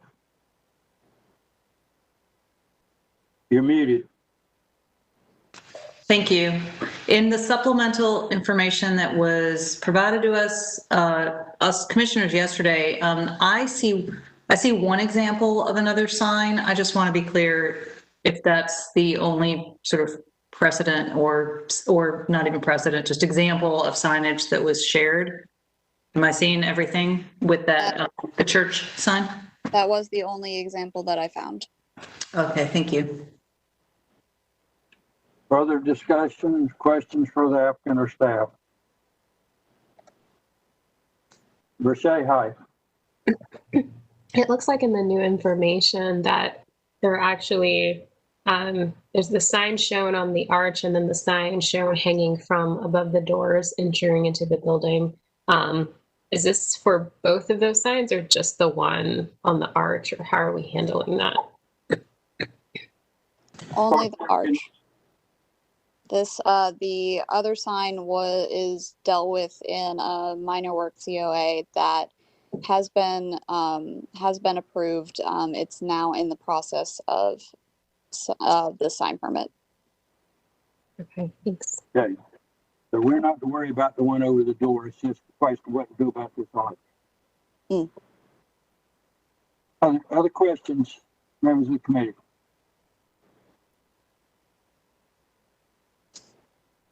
I dare say we're not going to find another arch to compare this to in the district. Whether we consider it as functional or as a work of art, it's only one. In some sense, we could do just about what we want to, because it can probably be distinguished on that basis. But that doesn't mean that's a good way to make a decision. Are there other comments or questions? Anybody got anything else for the applicant or the staff before I close the public hearing? Nothing? Okay, I'll close the public hearing. What do y'all think? John Reese is nodding negative. I mean, I don't understand why it has to be there and why it has to be even attached to the building in any way, especially when they have other options for signage. And I definitely don't consider what a signage of that nature to be art. Okay, Harold. So my question is so are this arch is not considered a historic just structure. This was an installation. Structure. But it was here when the district was created. I'm sorry, I couldn't hear that. Nick, this is Aaron. We're having trouble hearing you on your mic. I'm not sure if there's paper down or. It's possible. What I said was, I think this is a non-contributing structure, but it was there when the district was created. Not that it's been all that long since this district was created, but anyway, so we should view it as a non-contributing structure. Gotcha. Now, is the adjacent building contributing? The building itself? My recollection is that's a newer structure. Okay. Tanya Tully here. It is a non-contributing. It's an old building that was redone in 2010-ish. Okay, thank you, Tanya. All right. One more thing I'd like to just throw in here is that we are really focused on the district and how a proposal impacts the district. Whether a building is congruent, or excuse me, whether a building is contributing or not, our mission, as I understand it, is to talk about the district. Right. Our mission is to talk about the district, and I think if you look in the guideline, we'll find the right word, but we would talk about the impact on nearby structures and that sort of thing. Okay.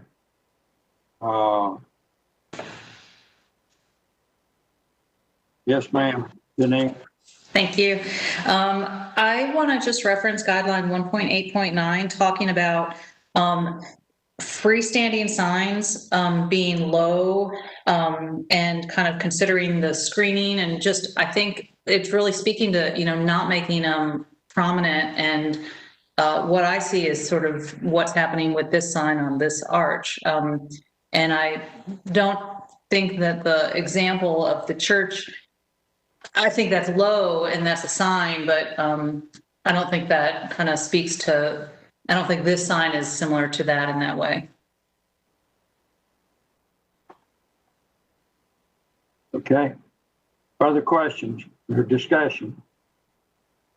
I'm sorry, I closed. It was just discussion because we closed public hearing. Further thoughts?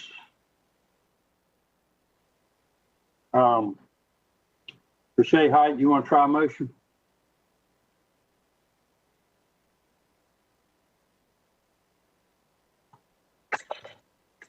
Okay. All right. I move that based on the information contained in the application and staff's evaluation and presented in this evidentiary hearing, that a certificate of appropriateness be denied for this application based on, We're jumping ahead. Oh, sorry. We got to go through the material on staff's report because we need findings of fact first. Sure. Okay. Based on staff's evaluation of installing a sign on the existing arch is incongruous according to guidelines section 1.8.2, 1.8.7.9, and the following suggested facts 1 through 11.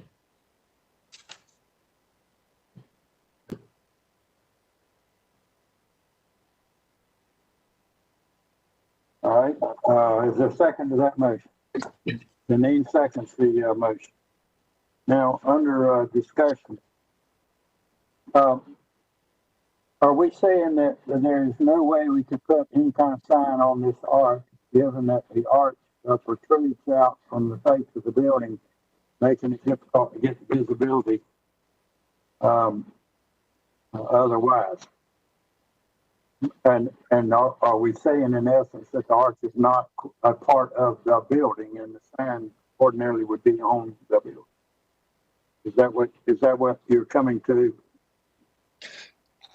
My thoughts are that regardless of whether it's part of the building or not, it's part of the neighborhood, and it is a part of the built environment, and therefore should be considered as fabric of the neighborhood, and therefore we need to address this as if it were part of the building. Okay. Other discussion?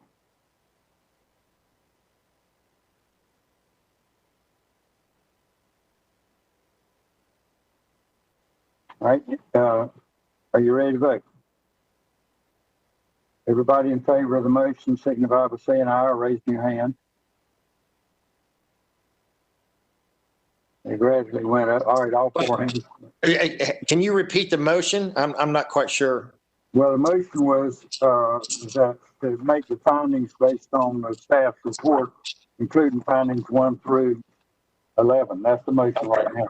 Okay, yeah. That's to get you the factual basis Okay. for a follow-up motion. Okay? So their motion then is to essentially to adopt staff's findings. All right, all in favor of that motion, raise your hand. The motion carries and it's unanimous. Now, do you have a follow-up motion, Versailles? I think that was you that made the motion. So now you make the motion that the application for COA for the sign is denied. Yes. So exactly the way she said it. Is there a second to that motion? Okay, John Reed seconds. Any discussion? All in favor, say aye. Raise your hand. Motion carries unanimously, and so that's where we are. And frankly, I would have probably tried to find a way to replicate the lettering that was already on the sign before. But there was widespread consensus in the committee that this idea wasn't going to work, so we denied. So that said, we'll move to the next one, and based on our discussions, I think the next one is the last one we're doing tonight.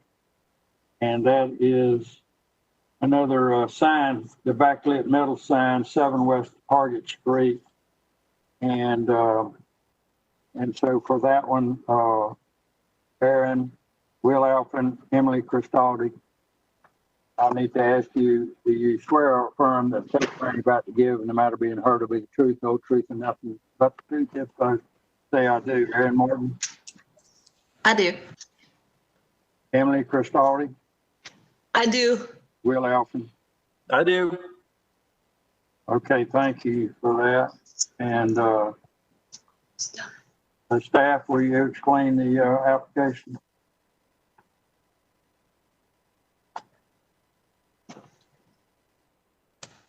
Yes. All right. This is case COA 163-2020 at 7 West Target Street, the Raleigh Banking and Trust Company building, a landmark. And it may also be in a general HOD, or I forgot to delete that. But the work request is to install a backlit metal sign. Next.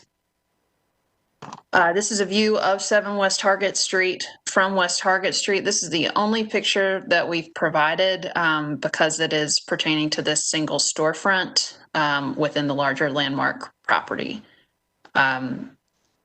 Staff suggestion is to defer to allow the applicant time to provide one or more of the following.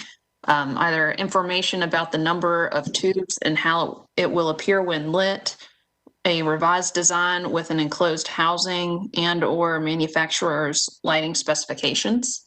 Next. Oh, and that is all. Okay, Emily or Will, we would be delighted to hear from you.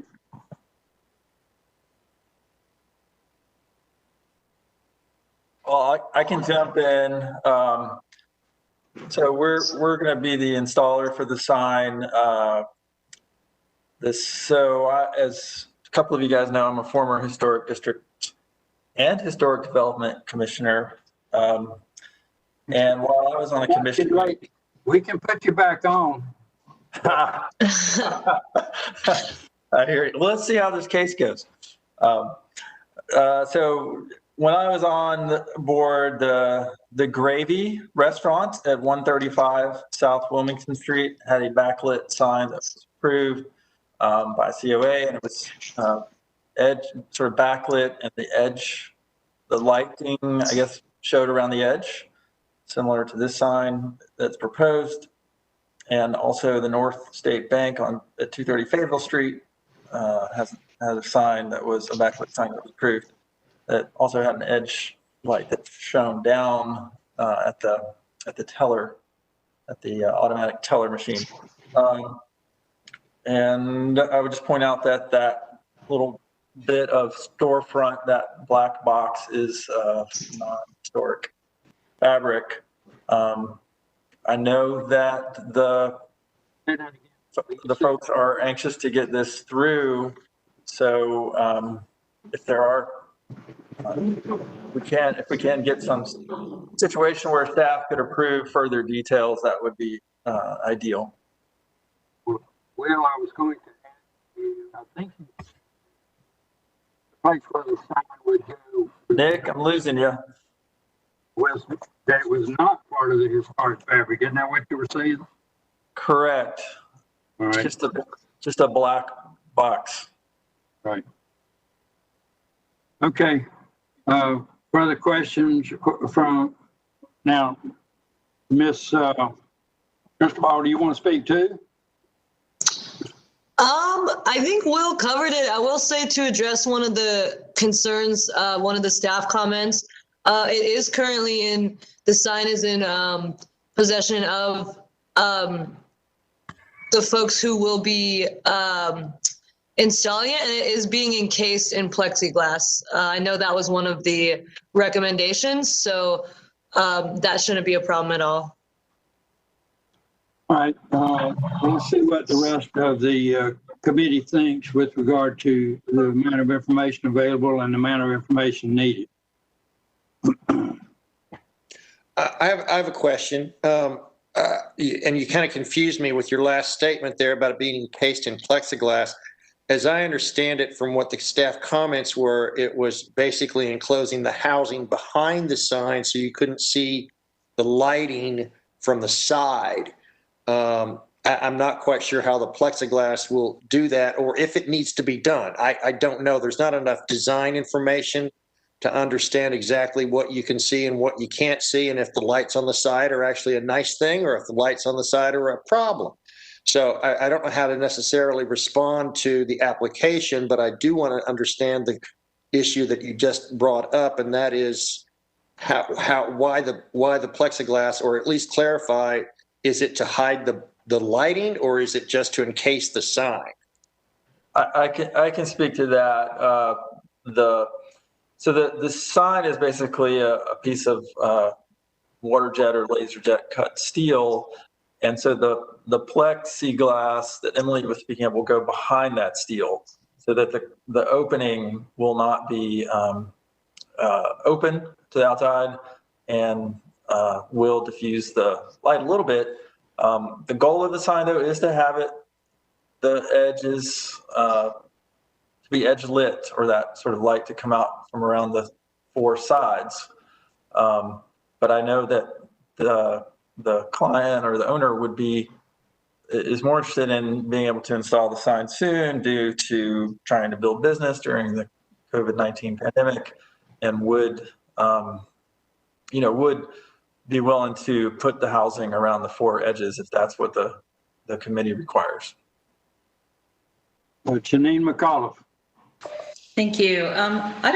I don't know that we need to say that needs to happen. I look at 1.7.7 in the guidelines where it talks about not indiscriminately lighting up and over illuminating facades with lit signs, and I don't think that's the intention of what's being proposed here. And I think part of it is, would we be able to, assuming that the effect is not over illumination, which is kind of a little bit of a judgment call, I guess, but would we be able to approve it with the condition that it's inspected afterwards and could potentially get a piece of trim around it to,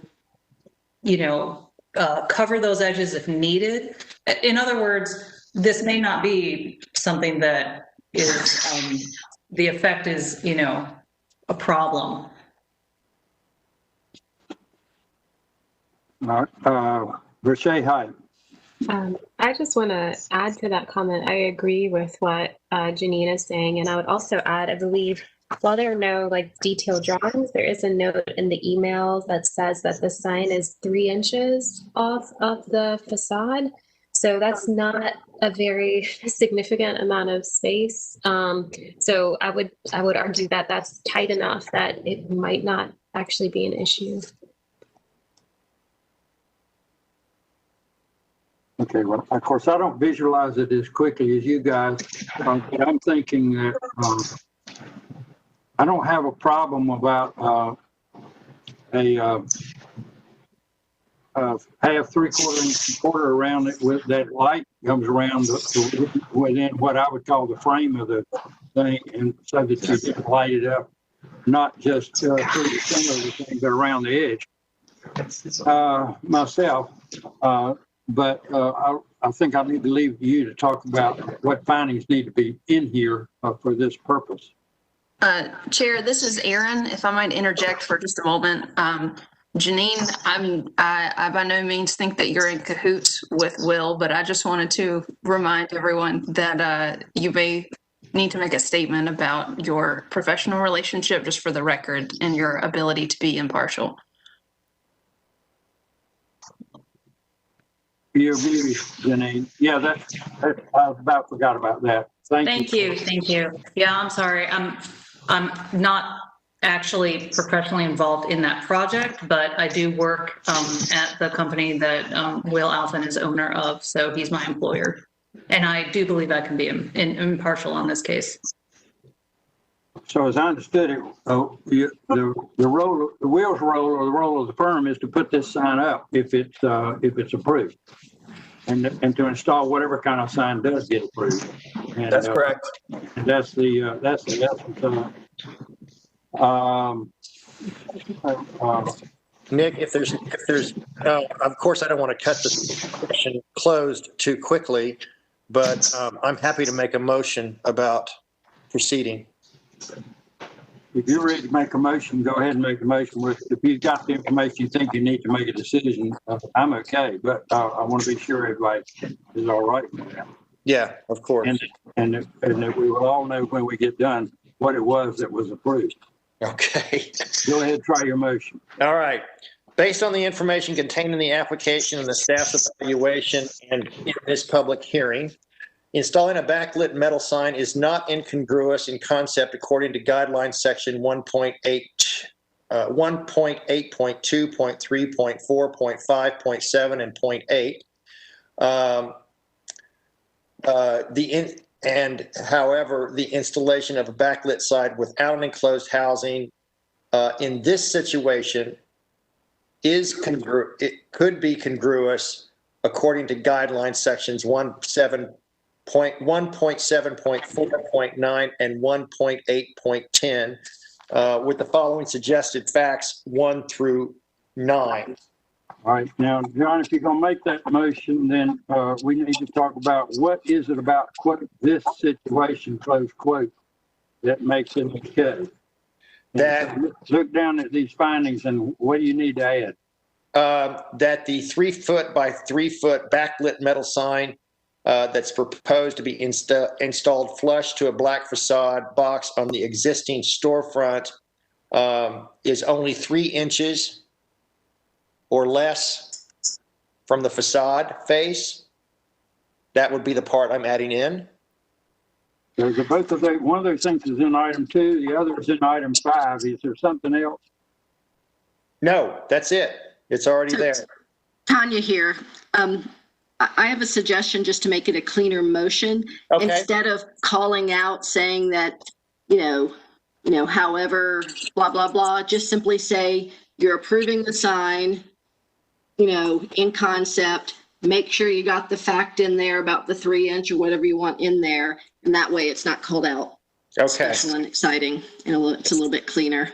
That's fine. Well, it's already on item 5 of the staff report or suggested facts. So I think we're good to go. Okay, is there a second to John's motion? Rashay Hyde seconds the motion. Any further discussion?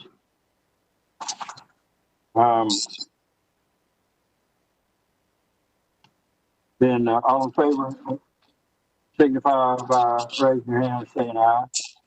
Okay, the motion carries unanimously. And for that purpose, it would have carried had Janine McAuliffe not voted. So that's even cleaner. I will say on item A, the staff, I think you meant to say the installation of a backlit sign without being enclosed in housing, maybe in Congress. It just didn't read right to me. But anyway, John, you got a follow-up motion? I do. I propose that, or I move that we approve this application for COA approval as we have stated. Well, wait a minute. You got conditions? You're going to include conditions? With the conditions of the manufacturer's lighting specifications only. Okay. All right, so you're striking 1 and 2A. Correct. Well, I'm keeping 2B, and that's all. Yeah, I heard that. Okay, everybody understand the motion? Is there a second to that motion? I had a question. I had a question just because, do we need to talk about this plexiglass new thing that came up that wasn't understood before? That's now part of the assembly, I guess? Yeah, I think we can we say it in such a way to where it is that the following materials be provided to and approved by staff prior to issuance of the blue placard. 2B, obviously, manufacturer's lighting specifications, and a 2C, which is the plexiglass backing. Fine with me, but what is it that staff is going to be doing other than becoming aware of it? That's it, I think. Okay. Everybody understand? I think the point here is just to include the plexiglass backing as being part of the application. Chair, or John, this is Aaron, just to clarify that we're eliminating condition 1, which addresses whatever the housing would be as being dark in color. Correct. Is that, so we're just looking for plexiglass, the material, it can be clear, it can be whatever they choose. Okay. Yes, thank you. Yes, thank you. That clears it up. All right. John, I'm a little bit troubled about where that leaves us on finding fact number 5 that on the motion we already passed.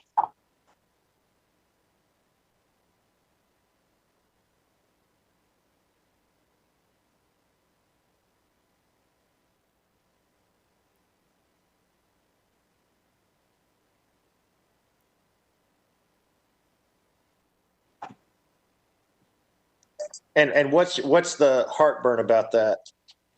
Well, it's the fact we're saying we don't have any information about it. Right. And well, we are asking for manufacturer's lighting specifications on 2.B, which is basically asking for that information. All right. This is Aaron again. So just checking through that fact, we've stated that there are unhoused lighting tubes proposed behind the sign, which is no longer the case. So maybe we can amend that fact and add a fact about there being a casing for which specifications were not provided. All right. I think we need to say there, John, maybe something like encased in glass, or encased in plexiglass or whatever. Well, no, as I understand it, that's not what's being asked for here. This is a scenario where the plexiglass is mounted to the back of the sign and the lights are still exposed, unhoused, and they basically just help, the plexiglass basically just helps illuminate the glowing quality of the sign, as I understand it.